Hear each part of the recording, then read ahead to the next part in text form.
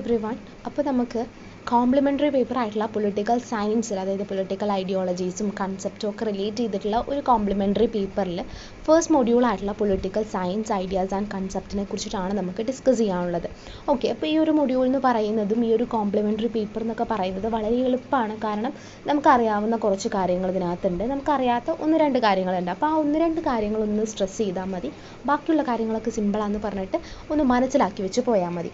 So ഈ module 1 ആയിട്ടുള്ള political science ideas and കൺസെപ്റ്റിൽ നമുക്ക് പഠിക്കാനുള്ള കുറച്ച് ടോപ്പിക്സ് എന്ന് പറയുന്നത് ലോ എന്താണ്, ലിബർട്ടി എന്താണ്, ഇക്വാളിറ്റി എന്താണ്, ജസ്റ്റിസ് എന്താണ്, റൈറ്റ്സ് ആൻഡ് ഡ്യൂട്ടീസ് എന്താണ്, പിന്നെ ഇതിൻ്റെ മീനിങ്ങും ഡയമെൻഷൻസിനെ കുറിച്ചിട്ടും, പിന്നെ കൺസെപ്റ്റ് ഓഫ് ഹ്യൂമൻ റൈറ്റ്സ്, അതിൻ്റെയും മീനിങ്ങും ഇമ്പോർട്ടൻസും, ഇത്ര കാര്യങ്ങളാണ് നമുക്ക് ഈ ഒരു മൊഡ്യൂളിനകത്ത് പഠിക്കാനുള്ളൂ.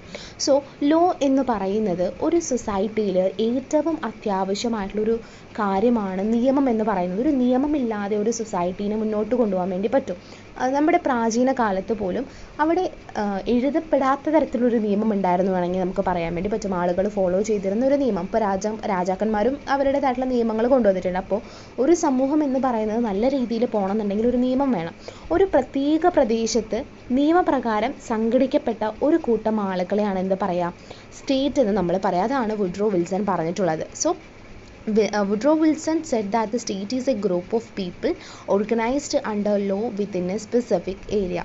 Law are meant to help people not just exist for their own state. അതായത് നിയമങ്ങൾ എന്ന് പറയുന്നത് ആളുകളെ സഹായിക്കാൻ ഉദ്ദേശിച്ചിട്ടുള്ളതാണ്. അത് അവർക്ക് വേണ്ടി മാത്രമല്ല നിലനിൽക്കുന്നത്. ഈ കോൺഫ്ലിക്റ്റുകൾ ഇല്ലാതാക്കാൻ വേണ്ടിയിട്ടും ഒക്കെ തന്നെ നിയമങ്ങളുണ്ട്. സമാധാനം, സുരക്ഷ, പിന്നെ ഈ ആളുകൾ തമ്മിലുള്ള ബന്ധത്തെ നിയന്ത്രിക്കൽ, അതൊക്കെ തന്നെ കൺട്രോൾ ചെയ്യാൻ വേണ്ടിയിട്ട് നമ്മുടെ ഭരണകൂടം എന്ത് ചെയ്യുന്നുണ്ട്, നിയമങ്ങൾ ഉപയോഗിക്കുന്നുണ്ട്. നിയമങ്ങൾ എന്ന് പറയുന്നത് നമ്മുടെ വളരെ ദുർബലമായിട്ടുള്ള ആൾക്കാരെ എന്ത് ചെയ്യുന്നുണ്ട്, ശക്തരിൽ നിന്ന് രക്ഷിക്കാനും അതുപോലെ തന്നെ ദോഷകരമായിട്ടുള്ള വ്യക്തികളിൽ നിന്ന് സംരക്ഷിക്കാനും ഒക്കെ തന്നെയാണ് ഉദ്ദേശിക്കുന്നത്. കാരണം ഇപ്പോൾ നല്ല ശക്തിയും ബലമുള്ള ഒരാൾക്ക് എല്ലാവരെയും അടിച്ചു തോൽപ്പിച്ചിട്ട് അവിടെ ഇതൊക്കെ എൻ്റെയാണെന്ന് പറഞ്ഞിട്ട് എല്ലാ കാര്യങ്ങളും തട്ടിയെടുക്കാൻ പറ്റുകയാണെന്നുണ്ടെങ്കിൽ ഒന്ന് ആലോചിച്ച് നോക്കൂ. അപ്പോൾ അങ്ങനെയുള്ള എല്ലാവരും, അങ്ങനെ ഒരുപാട് ശക്തിയുള്ള ആളുകൾ എപ്പോഴും അങ്ങോട്ടും ഇപ്പോൾ പല്ലിന് പല്ല് എന്നൊക്കെ പറഞ്ഞിട്ട് നമ്മൾ പറയാറുണ്ട്. അപ്പോൾ അത്തരത്തിൽ വളരെയധികം മോശമായിട്ടുള്ള രീതിയിലാണ് പോകുന്നുണ്ട് എന്നുണ്ടെങ്കിൽ നമുക്ക് എന്ത് ചെയ്യാൻ വേണ്ടി പറ്റില്ല, ആ ഒരു സൊസൈറ്റിയിൽ ജീവിച്ചു പോകാൻ വേണ്ടി പറ്റില്ല. അപ്പോൾ ഭയങ്കര ശക്തരായിട്ടുള്ള ആളുകൾ ദുർബലമായിട്ടുള്ള ആൾക്കാരെ അടിച്ചമർത്തി കഴിഞ്ഞാൽ എന്താ ഉണ്ടാവുക, പിന്നെ അവർക്കൊരു നല്ല രീതിയിൽ അവിടെ ജീവിക്കാൻ പറ്റുമോ? അല്ലെങ്കിൽ ദോഷകരമായിട്ടുള്ള വ്യക്തികളുണ്ടെന്ന് വിചാരിക്കുക, അവർക്ക് അവിടെ നല്ല വ്യക്തികൾക്ക് ഒരിക്കലും ഈ അടിയും പിടിയും ഒന്നും ഇഷ്ടമില്ലാത്ത ആളുകൾക്ക് അവിടെ ജീവിക്കാൻ വേണ്ടി പറ്റുമോ? ഇല്ല. അങ്ങനെ എല്ലാത്തിൽ നിന്നൊരു സംരക്ഷണം നൽകുക എന്നുള്ളതാണ് ലോ കൊണ്ട് ഉദ്ദേശിക്കുന്നത്. ഭരണകൂടം എന്ന് പറയുന്നത് അതിന് നിയമങ്ങളിലൂടെയാണ് ഈ മൊത്തത്തിൽ ഇതിനെ കൺട്രോൾ ചെയ്യപ്പെടുന്നത്. കാരണം ജനങ്ങളുടെയും ഭൂമിയുടെയും മേലിൽ ഒരു ആത്യന്തികമായിട്ടുള്ള അധികാരം എന്ന് പറയുന്നത് ആർക്കുണ്ട്, ഭരണകൂടത്തിനുണ്ട്. അതുകൊണ്ട് തന്നെ ഭരണകൂടമാണ് ഇത്തരത്തിലുള്ള കാര്യങ്ങൾ എന്ത് ചെയ്യുന്നത്, നിയന്ത്രിക്കുന്നത്. സർക്കാർ നിയമങ്ങൾ നിർമ്മിക്കുകയും നടപ്പിലാക്കുകയും ചെയ്യുന്നു. അപ്പോൾ ആരാണ് നിയമങ്ങൾ നിർമ്മിക്കുകയും നടപ്പിലാക്കുകയും ചെയ്യുന്നത്? സർക്കാരാണ്. അപ്പോൾ ഇതെന്ത് ചെയ്യുന്നുണ്ട്, ഭരണകൂടത്തിലേക്ക് പോകുന്നു. അപ്പോൾ ഈ നിയമങ്ങളൊക്കെ കറക്റ്റായിട്ടുള്ള രീതിയിൽ നടപ്പിലാക്കുന്നുണ്ടോ, എന്തെങ്കിലും പ്രശ്നമുണ്ടോ, ഇതൊക്കെ വരുന്നത് ഭരണകൂടത്തിൻ്റെ ശിക്ഷയിലേക്കാണ്. എന്നിട്ട് നിയമങ്ങൾ സംസ്ഥാനത്തിൻ്റെ പ്രവർത്തനത്തെ ഓവറോൾ ആയിട്ട് സഹായിക്കുന്നു. അപ്പോൾ ഇതാണ് ഒരു ലോയിനെ കുറിച്ച് നമുക്ക് ജസ്റ്റ് ഒരു ഇൻട്രൊഡക്ഷൻ എന്നുള്ള രീതിയിൽ പറയാൻ വേണ്ടി പറ്റും. The word law comes from an old word meaning definite. അതായത് നിയമം എന്ന വാക്കിൻ്റെ ഒരു ഉത്ഭവം എന്ന് പറയുന്നത് കൃത്യമായത് എന്നർത്ഥമുള്ള ഒരു പഴയ പദത്തിൽ നിന്നാണ്. ജനങ്ങൾ എങ്ങനെ പെരുമാറണം, എങ്ങനെ അവർ മറ്റുള്ളവരുമായിട്ട് ഇടപെടണം, ഒരു സൊസൈറ്റിയിൽ എങ്ങനെ ജീവിക്കണം എന്നതിനുള്ള വ്യക്തമായിട്ടുള്ള ഒരു കാര്യങ്ങൾ പറയുന്ന ഒന്നാണ് നിയമം എന്ന് പറയുന്നത്. നമ്മുടെ ഒരു സ്റ്റേറ്റിനകത്ത് എല്ലാവരും ഈക്വലാണ്, അതായത് എല്ലാവരെയും തുല്യരായിട്ടാണ് നമ്മൾ കണക്കാക്കപ്പെടുന്നത്. അപ്പോൾ ഓവറോൾ ആയിട്ടുള്ള ഒരു പൊതുവായിട്ടുള്ള പ്രവർത്തനങ്ങളെയൊക്കെ തന്നെ നിയന്ത്രിക്കാൻ വേണ്ടിയിട്ടാണ് അവരിത് ഉപയോഗിക്കുന്നത്. ജോൺ ഓസ്റ്റിൻ പറയുന്നതിനനുസരിച്ചിട്ട് നിയമം പരമാധികാരിയുടെ ആജ്ഞയാണ് എന്ന് പറയുന്നുണ്ട്. Enforced by the state power എന്ന് പറയുന്നുണ്ട്. Law is the command of the sovereign. നിയമം പരമാധികാരിയുടെ ആജ്ഞയാണെന്നും ഭരണകൂടത്തിൻ്റെ അധികാരം നടപ്പിലാക്കുകയും ചെയ്യുന്നു എന്നാണ് പറയുന്നത്. അപ്പോൾ ഭരണകൂടം നടപ്പിലാക്കുന്ന ഒരു നിയമം എന്നുള്ള രീതിയിലാണ് ഇതിനെ പറയുന്നത്. അപ്പോൾ ഏറ്റവും ലളിതമായിട്ട് പറഞ്ഞു കഴിഞ്ഞാൽ നിയമം എന്ന് പറയുന്നത് ഭരണകൂടത്തിൻ്റെ അധികാരത്താൽ പിന്തുണയ്ക്കപ്പെടുന്ന ഒന്നാണ്. സർക്കാർ നിർമ്മിക്കുകയും നടപ്പിലാക്കുകയും ചെയ്യുന്നു. അത് ലംഘിക്കുന്നവർക്ക് എന്ത് ലഭിക്കും? ശിക്ഷ ലഭിക്കും. ഇതാണ് ഇതിൽ പറയുന്നത്. So low is the rule backed by the state's power, made and enforced by the government, and breaking its results in punishment. ഇനി ഇതിൻ്റെ കുറച്ച് ഫീച്ചേഴ്സ് പറയുമ്പോൾ കുറച്ചുകൂടി നിങ്ങൾക്ക് നിയമം എന്താണെന്ന് മനസ്സിലാവും. അപ്പോൾ law applies to everyone in the states including visitors. അതായത് നമ്മുടെ കൺട്രി സന്ദർശിക്കുന്ന ആളുകൾ ഉൾപ്പെടെ എല്ലാവരും നമ്മുടെ സംസ്ഥാനത്തെ നിയമം എന്ന് പറയുന്നത് അനുസരിക്കണം. എല്ലാവർക്കും ഇവിടുത്തെ നിയമം എന്താണ്? ബാധകമാണ്.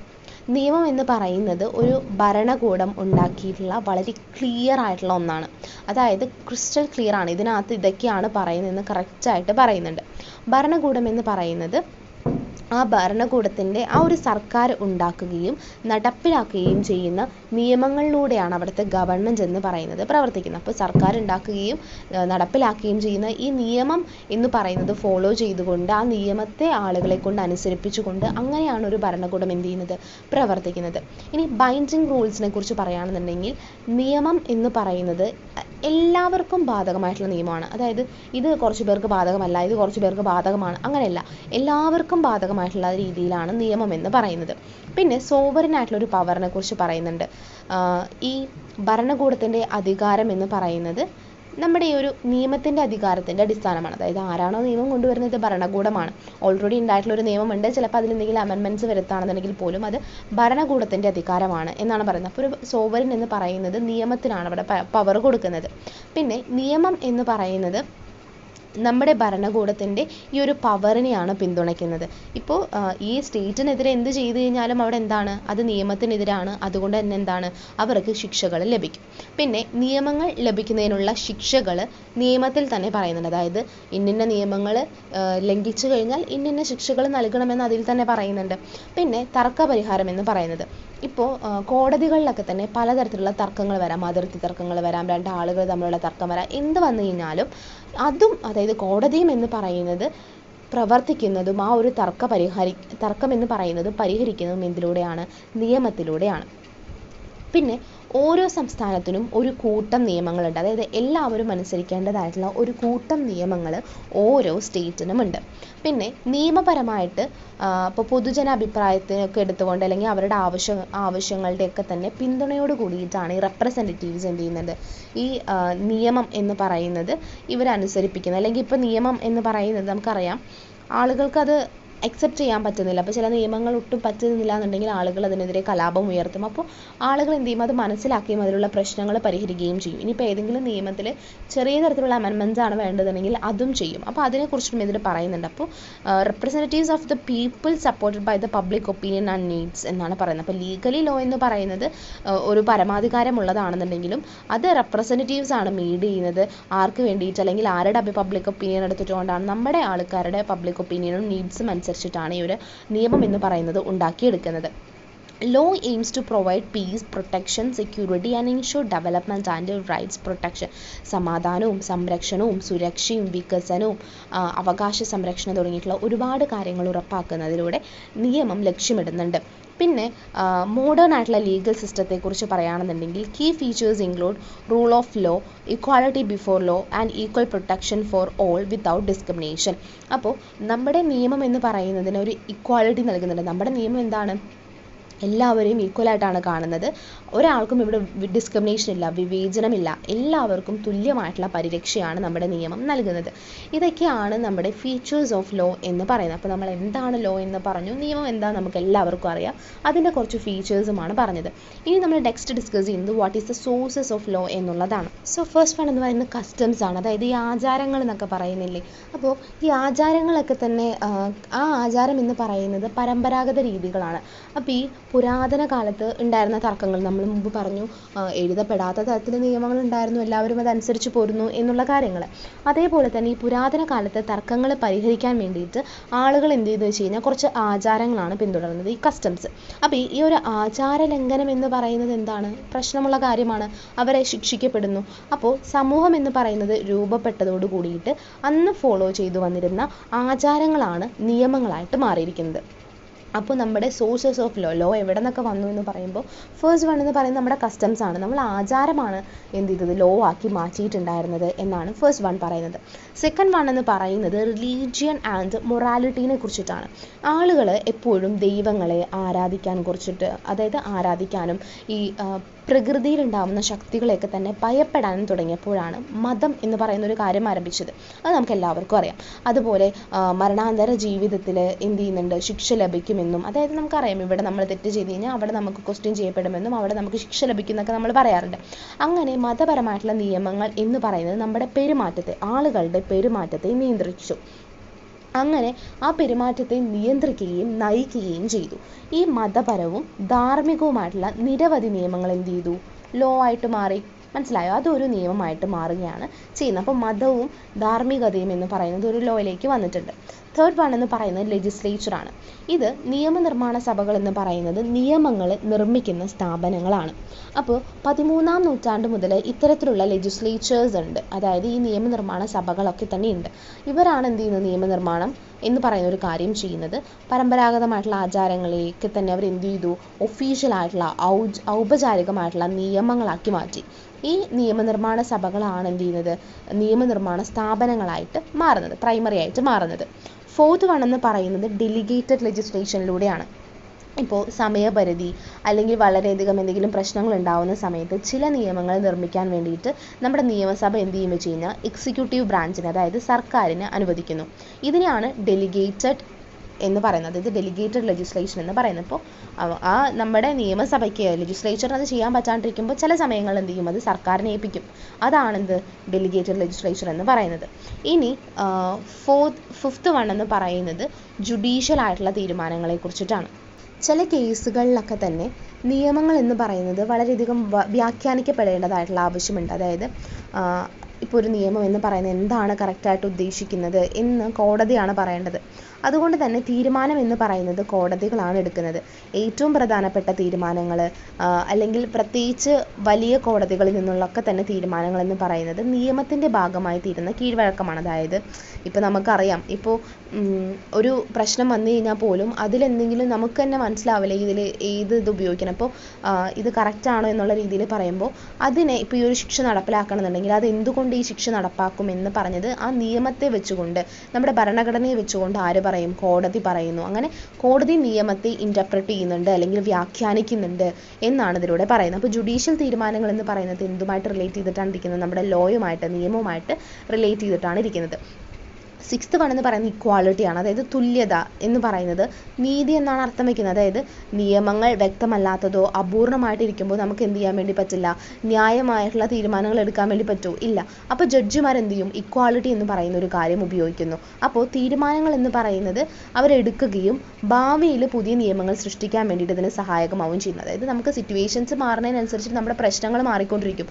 ഈ പ്രശ്നങ്ങളും അന്നുണ്ടായിരുന്ന നിയമങ്ങളല്ല ഇന്ന് ഉപയോഗിക്കാൻ വേണ്ടി പറ്റുക. ചിലപ്പോൾ നമുക്ക് പ്രാചീനമായിട്ടുള്ള നിയമങ്ങൾ ഉണ്ടായിരുന്നു, ഈ എണ്ണയിലിട്ട് വറുത്ത് കൊല്ലുക, അങ്ങനെയൊക്കെ നമ്മൾ കേട്ടിട്ടുണ്ട്, ചുട്ടു കൊല്ലുക എന്നൊക്കെ. അതൊന്നും നമുക്ക് ഉപയോഗിക്കാൻ പറ്റുമോ, ഇല്ല. അപ്പോൾ നിയമങ്ങൾ മാറിക്കൊണ്ടിരുന്നു, നമ്മുടെ ശിക്ഷാ രീതികൾ മാറിക്കൊണ്ടിരുന്നു. അങ്ങനെ ഇപ്പോൾ ജയിലുകൾ തടവിലാക്കലായി, അതുപോലെ ഇത്ര രൂപ അടയ്ക്കലായി, അങ്ങനെ കുറേ കാര്യങ്ങളുണ്ട്, വധശിക്ഷ. അപ്പോൾ അങ്ങനത്തെ കുറേ കാര്യങ്ങളുണ്ട്. അപ്പോൾ ഇങ്ങനെ നിയമത്തിൽ എന്ത് ചെയ്യുന്നുണ്ട്, ചെറിയ ചെറിയ മാറ്റങ്ങൾ ഇങ്ങനെ വന്നുകൊണ്ടേയിരിക്കുന്നു എന്നാണ് പറയുന്നത്. സെവൻത് വൺ എന്ന് പറയുന്നത് പബ്ലിക് ഒപ്പീനിയനെ കുറിച്ചിട്ടാണ്. ഒരു ജനാധിപത്യ രാജ്യത്തിൽ പൊതുജന അഭിപ്രായം എന്ന് പറയുന്നത് നിയമം നിർമ്മിക്കാനുള്ള കാര്യത്തെ ഇത് സ്വാധീനിക്കുന്നുണ്ട്. കാരണം പൊതുജനങ്ങൾക്ക് ഇന്നൊരു പ്രശ്നം വരുമ്പോൾ അല്ലെങ്കിൽ ഇന്നൊരു കാര്യത്തിന് ഒരു നിയമം പുതുതായിട്ട് നിർമ്മിക്കണമെന്ന് പറയുകയാണെങ്കിൽ അത് അംഗീകരിക്കാനും അത് പിന്തുടരാനും എന്ത് ചെയ്യണം, സർക്കാരുകൾ ബാധ്യസ്ഥരാണ്. അതുകൊണ്ട് തന്നെ പൊതുജന അഭിപ്രായം എന്ന് പറയുന്നത് നിയമങ്ങൾ തയ്യാറാക്കുന്ന സമയത്ത് എന്ത് ചെയ്യും, പരിഗണിക്കപ്പെടുന്നു. എയ്ത്ത് വൺ എന്ന് പറയുന്നത് സയൻറ്റിഫിക് കമൻറ്ററീസിനെ കുറിച്ചിട്ടാണ്. ഇപ്പോൾ നിയമവിദഗ്ധർ എന്ന് പറയുന്നത് നിയമങ്ങളെ കുറിച്ചിട്ട് എന്ത് ചെയ്യും, പഠിക്കുന്നു, അതിന് വിശദമായിട്ടുള്ള വിശദീകരണങ്ങളൊക്കെ വിമർശനങ്ങളൊക്കെ നൽകുന്നുണ്ട്. അങ്ങനെ ഈ നിയമത്തെ വ്യാഖ്യാനിക്കുകയും അതുപോലെ മെച്ചപ്പെട്ട രീതിയിൽ എന്ത് ചെയ്യുന്നുണ്ട്, അതിനെക്കുറിച്ച് ഡിസ്കസ് ചെയ്യുകയും ഒക്കെ ചെയ്യുന്നുണ്ട്. അങ്ങനെ നിയമം എന്ന് പറയുന്നത് പലതരത്തിലുള്ള രീതിയിൽ അതായത് വികസനം എന്ന് പറയുന്നത് നിയമത്തിലുണ്ടാവുകയും, അപ്പോൾ സയൻറ്റിഫിക് ആയിട്ട് അതിനെ എക്സ്പ്ലെയിൻ ചെയ്യാൻ വേണ്ടിയിട്ട്, അതായത് ഇന്ന പ്രശ്നങ്ങൾ മൂലമാണ് ഇന്ന നിയമങ്ങൾ നമ്മൾ കൊണ്ടുവന്നിരിക്കുന്നത്, ഈ നിയമം ഇതിലൂടെ ഇതാണ് ഉദ്ദേശിക്കുന്നത് എന്നൊക്കെ നമ്മൾ പറയുന്നത്. അപ്പോൾ അത്തരത്തിലുള്ള ക്രിറ്റിസിസംസും ഉണ്ട്, അതുപോലെ വിശദീകരണങ്ങളും ഇതിലൂടെ നൽകുന്നുണ്ട്. അപ്പോൾ നിയമം എന്ന് പറയുന്നത് പല സ്രോതസ്സുകളിൽ നിന്നാണ് വരുന്നത്. ഇപ്പോൾ ആചാരമാവട്ടെ, മതമാവട്ടെ, നിയമനിർമ്മാണമാവട്ടെ, ഇപ്പോൾ നമ്മൾ പറഞ്ഞിട്ടുള്ള തരത്തിലുള്ള ജുഡീഷ്യൽ തീരുമാനമാവട്ടെ, ഇക്വാളിറ്റി ആവട്ടെ, പബ്ലിക് ഒപ്പീനിയൻ ആവട്ടെ, സയൻറ്റിഫിക് ആയിട്ടുള്ള കുറേ ക്രിറ്റിസിസംസ് ആവട്ടെ, അങ്ങനെ പല കാര്യങ്ങളിൽ നിന്നാണ് നിയമനിർമ്മാണം എന്ന് പറയുന്ന ഒരു കാര്യം ഉടലെടുക്കുന്നതും പുതിയ തരത്തിലുള്ള നിയമങ്ങൾ ഉണ്ടാവുകയും ചെയ്യുന്നത്. ഇത് നിങ്ങൾക്ക് ക്ലിയർ ആയില്ലേ? ഇനി നമ്മൾ ഡിസ്കസ് ചെയ്യാൻ വേണ്ടി പോകുന്നത് ടൈപ്സ് ഓഫ് ലോയിനെ കുറിച്ചിട്ടാണ്. ദേശീയ നിയമം എന്ന് പറയുന്നത് നമ്മുടെ ഒരു രാജ്യത്തിനുള്ളിലുള്ള ജനങ്ങളുടെ ആക്ടിവിറ്റീസിനെയും എല്ലാ കാര്യങ്ങളെയും നിയന്ത്രിക്കുകയും ആ ഒരു സ്റ്റേറ്റിൻ്റെ അധികാരത്തിലാൽ നടപ്പിലാക്കുകയും ചെയ്യുന്നതിനെയാണ് നമ്മൾ ദേശീയ നിയമം എന്ന് പറയാം. ഇൻ്റർനാഷണൽ ലോ എന്ന് പറയുന്നത് രാജ്യങ്ങൾ തമ്മിൽ പരസ്പരം എങ്ങനെ ഇടപെടണം എന്ന് പറയുന്നതാണ് നമ്മുടെ ഇൻ്റർനാഷണൽ ലോ എന്ന് പറയുന്നത്. അതായത് ഇപ്പോൾ പരസ്പരം അങ്ങോട്ടും ഇങ്ങോട്ടും എന്ത് ചെയ്യണം, കോപ്പറേറ്റ് ചെയ്യണം, അല്ലെങ്കിൽ അവർ തമ്മിൽ ആക്രമിക്കാൻ പാടില്ല, അങ്ങനെ പലതരത്തിലുള്ള നിയമങ്ങളുണ്ട് നമുക്ക് ഇൻ്റർനാഷണലി. അപ്പോൾ നമ്മുടെ സമാധാനത്തിൻ്റെയും യുദ്ധത്തിൻ്റെയും ഒക്കെ തന്നെ നിയമങ്ങൾ ഈ അന്താരാഷ്ട്ര നിയമത്തിനകത്ത് പെടുന്നുണ്ട്. തേർഡ് വൺ എന്ന് പറയുന്നത് കോൺസ്റ്റിറ്റ്യൂഷണൽ ലോ ആണ്. കോൺസ്റ്റിറ്റ്യൂഷണൽ ലോ എന്ന് പറയുന്നത് ഭരണഘടനയിൽ പറഞ്ഞിട്ടുള്ള ഒരുപാട് നിയമങ്ങളെ കുറിച്ചിട്ടാണ്. അപ്പോൾ സർക്കാരിൻ്റെ ഘടന എങ്ങനെയായിരിക്കണം, സർക്കാരിൻ്റെ പവർ എങ്ങനെയായിരിക്കണം, അവരുടെ അധികാര പരിധി, പ്രവർത്തനങ്ങൾ എങ്ങനെയാവണം, അതുപോലെ നമ്മുടെ സർക്കാരും ജനങ്ങളും തമ്മിലുള്ള റിലേഷൻഷിപ്പ് എങ്ങനെ ഉണ്ടാവണം, ഓരോ സിറ്റിസൻ്റെയും അവകാശങ്ങളും, അതായത് നമുക്ക് റൈറ്റ്സ് ആൻഡ് ഡ്യൂട്ടീസ് എന്നൊക്കെ പറയാം, ഇതൊക്കെ നിർവചിക്കുന്നത് കോൺസ്റ്റിറ്റ്യൂഷണൽ ലോയിലൂടെയാണ്. ഫോർത്ത് വൺ എന്ന് പറയുന്നത് സ്റ്റാറ്റ്യൂട്ട് ലോ ആണ്, അതായത് ഓർഡിനറി ലോ എന്ന് പറയാം. ഇപ്പോൾ നമ്മൾ നാഷണൽ അല്ലെങ്കിൽ മുനിസിപ്പൽ നിയമമൊക്കെ തന്നെ അറിയപ്പെടുന്ന നിയമം എന്ന് പറയുന്നത് നിർമ്മിക്കുന്നത് നമ്മുടെ സംസ്ഥാനത്തിനുള്ളിലുള്ള ആളുകളെ കുറിച്ചിട്ടാണ്. അതായത് ആളുകളുടെ ബന്ധം, അവരുടെ പെരുമാറ്റം എങ്ങനെയൊക്കെ ആയിരിക്കണം എന്ന് പറയുന്ന ഒരു ഓർഡിനറി ലോയിനെ കുറിച്ചിട്ടാണ് ഇതിൽ പറയുന്നത്. സോ നിയമസഭ എന്ന് പറയുന്നത് നിയമങ്ങൾ സൃഷ്ടിക്കുന്നു, എക്സിക്യൂട്ടീവ് എന്ത് ചെയ്യുന്നുണ്ട്, അത് നടപ്പിലാക്കുന്നു, ജുഡീഷ്യറി അത് എന്ത് ചെയ്യും, വ്യാഖ്യാനിക്കും, ഇൻ്റർപ്രറ്റ് ചെയ്യുന്നു, അതാണ്. അപ്പോൾ സാധാരണ നിയമം എന്ന് പറയുന്ന ആളുകൾ എങ്ങനെയായിരിക്കണം, അവരുടെ ബന്ധം എങ്ങനെയായിരിക്കണം, പെരുമാറ്റം എങ്ങനെയായിരിക്കണം, ഒരു സംസ്ഥാനത്തിനുള്ളിൽ അവർ ഏത് രീതിയിൽ നിൽക്കണം, അങ്ങനെയുള്ള കാര്യങ്ങളെ നിയന്ത്രിക്കുന്ന ഒന്നാണ് ഈ ഓർഡിനറി ലോ എന്ന് പറയുന്നത്. ഫിഫ്ത്ത് വൺ എന്ന് പറയുന്നത് പ്രൈവറ്റ് ലോ ആണ്. അതായത് സ്വകാര്യ നിയമം എന്ന് പറയുന്നത് വ്യക്തികൾ തമ്മിലുള്ള ബന്ധത്തെയാണ് അതിൽ നിയന്ത്രിക്കുന്നത്. അതായത് വ്യക്തികളാവട്ടെ അല്ലെങ്കിൽ ഗ്രൂപ്പുകൾ തമ്മിലുള്ള അവരുടേതായിട്ടുള്ള ഇൻഡിവിജ്വൽ ആയിട്ടുള്ള പെരുമാറ്റങ്ങൾ, തർക്കങ്ങൾ, അപ്പോൾ ഇതിലൊക്കെ തന്നെ നിയമങ്ങൾ രൂപീകരിക്കുന്നതിനാണ് പ്രൈവറ്റ് ലോ എന്ന് പറയാം. ഇതിലെ അവകാശങ്ങളും നമ്മൾ പറയുന്നുണ്ട് കേട്ടോ. അപ്പോൾ അവകാശങ്ങളെ കുറിച്ചിട്ടാണെന്നുണ്ടെങ്കിലും ചെറിയ തരത്തിലുള്ള നിയന്ത്രണങ്ങൾ നമ്മൾ വയ്ക്കണം. സിക്സ്ത് വൺ എന്ന് പറയുന്നത് പബ്ലിക് ലോ ആണ്. ഈ വ്യക്തികളും, അതായത് ഓരോ രാജ്യത്തുമുള്ള ഓരോ സിറ്റിസൺസ് ഉണ്ടല്ലോ, അപ്പോൾ ഓരോ സിറ്റിസൺസും അവിടുത്തെ ഭരണകൂടവും തമ്മിലുള്ള ഒരു ബന്ധത്തെക്കുറിച്ചിട്ടാണ് ഇതിനകത്ത്, അതായത് പബ്ലിക് ലോവിനകത്ത് പറയുന്നത്. നമ്മുടെ ഒരു ഭരണകൂടം എന്ന് പറയുന്നത് നടപ്പിലാക്കുന്നത് ഈ ഒരു കാര്യം സംരക്ഷിക്കാൻ വേണ്ടിയിട്ടാണ്. അപ്പോൾ പൊതു നിയമത്തിൽ ഭരണകൂടം എന്ന് പറയുന്നത് മധ്യസ്ഥ, അതായത് ഒരു ഇൻ്റർമീഡിയേറ്റർ ആയിട്ടാണ് നിൽക്കുക, അതുപോലെ ഒരു താല്പര്യമുള്ള ഒരു കക്ഷിയായിട്ടാണ് പ്രവർത്തിക്കുന്നത്. അതാണ് പൊതു നിയമം എന്ന് പറയുന്നത്. സോ സെവൻത്ത് വൺ എന്ന് പറയുന്നത് ജനറൽ ലോ ആണ്. അതായത് അനൗദ്യോഗികമായിട്ടുള്ള പൗരന്മാർക്ക് ബാധകമായിട്ടുള്ള ഒന്നാണ് ഈ ഒരു ജനറൽ ലോ എന്ന് പറയുന്നത്. അത് മാത്രമല്ല, ഇപ്പോൾ ഭരണകൂടവുമായിട്ട് അവരുടെ ബന്ധം എങ്ങനെയാണ് അതിനെ പറയുകയും നമ്മുടെ സംസ്ഥാനങ്ങളും പൊതുജനങ്ങളും തമ്മിലുള്ള ഇടപെടലുകളൊക്കെ തന്നെ ഇതിനകത്ത് പെടുന്നുണ്ട്. ജസ്റ്റ് ഒരു ജനറൽ ആയിട്ടുള്ള ലോ. എയ്ത്ത് വൺ എന്ന് പറയുന്ന അഡ്മിനിസ്ട്രേറ്റീവ് ലോ ആണ്. സർക്കാർ എന്ന് പറയുന്നത് അവരുടെ ഭരണഘടനാപരമായിട്ടുള്ള അധികാരം എന്ന് പറയുന്നത് ഏത് രീതിയിൽ പ്രയോഗിക്കുന്നു, അല്ലെങ്കിൽ അഡ്മിനിസ്ട്രേറ്റീവ് ആയിട്ടുള്ള നിയമം എങ്ങനെയാണ് നടപ്പിലാക്കുന്നത് തുടങ്ങിയിട്ടുള്ള കാര്യങ്ങളാണ് ഇതിനകത്ത് വരുന്നത്. അപ്പോൾ സിവിൽ സർവീസുകാരുണ്ടാവാം, പൊതുജനങ്ങളുണ്ടാവും. അപ്പോൾ ഇത് തമ്മിലൊരു ബന്ധം വേണമല്ലോ.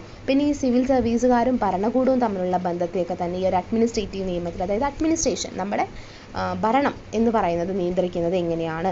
ചില രാജ്യങ്ങളിലൊക്കെ തന്നെ ഈ ഒരു അഡ്മിനിസ്ട്രേറ്റീവ് കോടതികൾ ഈ നിയമം കൈകാര്യം ചെയ്യപ്പെടുന്നുണ്ട്.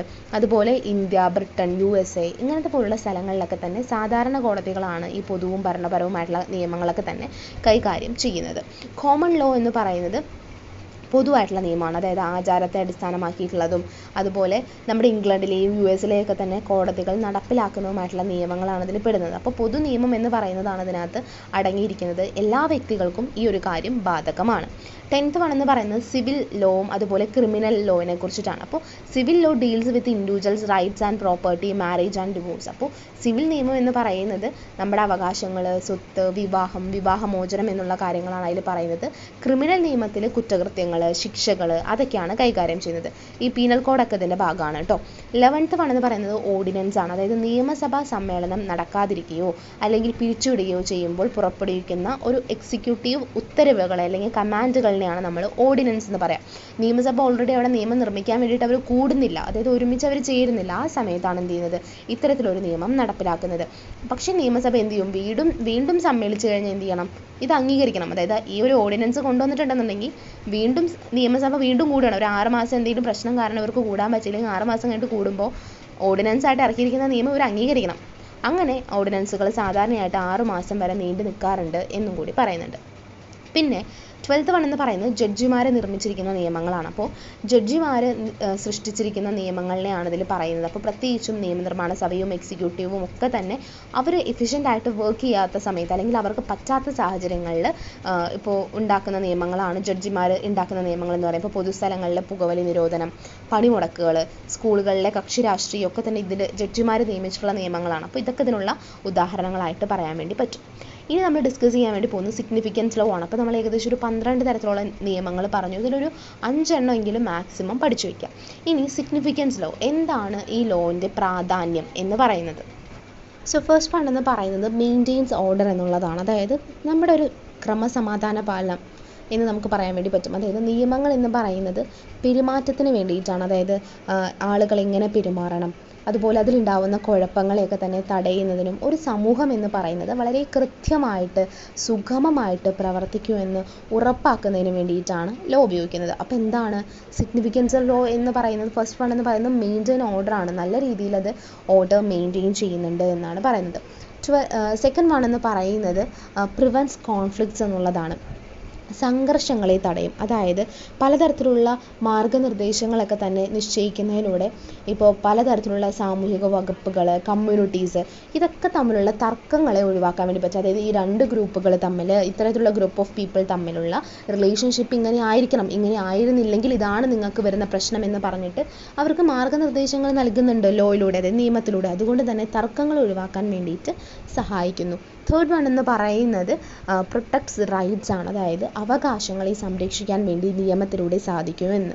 അപ്പോൾ നിയമങ്ങളെന്ന് പറയുന്നത് നമ്മുടെ വ്യക്തികളുടെ എന്താണ് അവകാശങ്ങളും സ്വാതന്ത്ര്യവും ഒക്കെ തന്നെ സംരക്ഷിക്കുന്നുണ്ട്. അപ്പോൾ നീതിയും ന്യായവും ഉറപ്പാക്കുന്നത് ഈ നിയമത്തിലൂടെയാണെന്ന് വേണമെങ്കിൽ പറയാം. പിന്നെ സാമൂഹികമായിട്ടുള്ളൊരു മാറ്റത്തെ പ്രോത്സാഹിപ്പിക്കുന്നു. അതായത് ഇപ്പോൾ ശൈശവ വിവാഹം, സ്ത്രീധന നിരോധനം തുടങ്ങിയിട്ടുള്ള ഒരുപാട് ദോഷകരമായിട്ടുള്ള സമ്പ്രദായങ്ങൾ ഉണ്ടായിരുന്നു. അപ്പോൾ ഈ ശൈശവ വിവാഹവും സ്ത്രീധനം പോലുള്ളത്, അപ്പോൾ ഇതൊക്കെ തന്നെ നിർത്തലാക്കാൻ വേണ്ടിയിട്ടുള്ള നിയമങ്ങൾ കൊണ്ടുവരികയും സമൂഹത്തിൽ ഒരു ഗുണപരമായിട്ടുള്ള മാറ്റങ്ങൾക്ക് നിയമം കാരണമാവുകയും ചെയ്തു. പക്ഷെ എന്നാലും സ്ത്രീധനമൊക്കെ ഇന്നും കൊടുക്കുന്നുണ്ട്. ലൈക്ക് ഇന്നൊരു പെണ്ണിൻ്റെ വീട്ടുകാർ ചെക്കന് കൊടുക്കുന്ന ഗിഫ്റ്റ് എന്നുള്ള രീതിയിലാണല്ലോ ഇപ്പോൾ സ്ത്രീധനം പോകുന്നത്. അതും വലിയ പ്രശ്നമാണ്.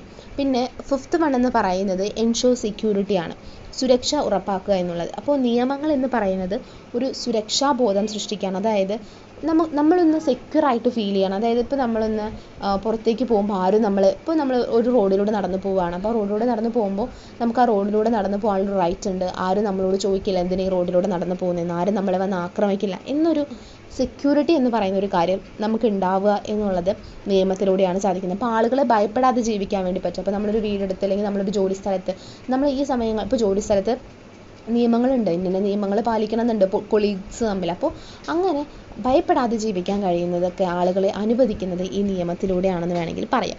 സിക്സ്ത് വൺ എന്ന് പറയുന്നത് റെഗുലേറ്റ്സ് ബിഹേവിയർ ആണ്, പെരുമാറ്റത്തെ നിയന്ത്രിക്കുന്നു എന്നുള്ളതാണ്. അപ്പോൾ നിയമങ്ങൾ എന്ന് പറയുന്നത് വളരെ സ്വീകാര്യമായിട്ടുള്ള രീതിയിലൊരു പെരുമാറ്റമാണ് നിർദ്ദേശിക്കുന്നത്. ആളുകൾ പരസ്പരം എങ്ങനെ ഇടപെടുന്നു എന്നൊക്കെ തന്നെ ഇതിലൂടെ നമുക്ക് പറയാൻ വേണ്ടി പറ്റും.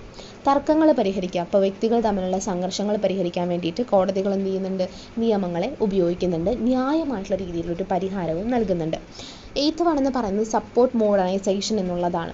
അപ്പോൾ സാമൂഹികമായിട്ടുള്ള മാറ്റങ്ങൾക്കും പുരോഗതികൾക്കും ഒക്കെ തന്നെ എന്ത് ചെയ്യുന്നുണ്ട്, ഈ ഒരു ആധുനികപരമായിട്ടുള്ള ഒരു മാറ്റം എന്ന് പറയുന്നതിനെ പ്രോത്സാഹിപ്പിക്കാൻ വേണ്ടി നിയമത്തിനെ സഹായിക്കുന്നുണ്ട്. അതായത് നിയമത്തിലൂടെയാണ് അത് സഹായിക്കപ്പെടുന്നത്.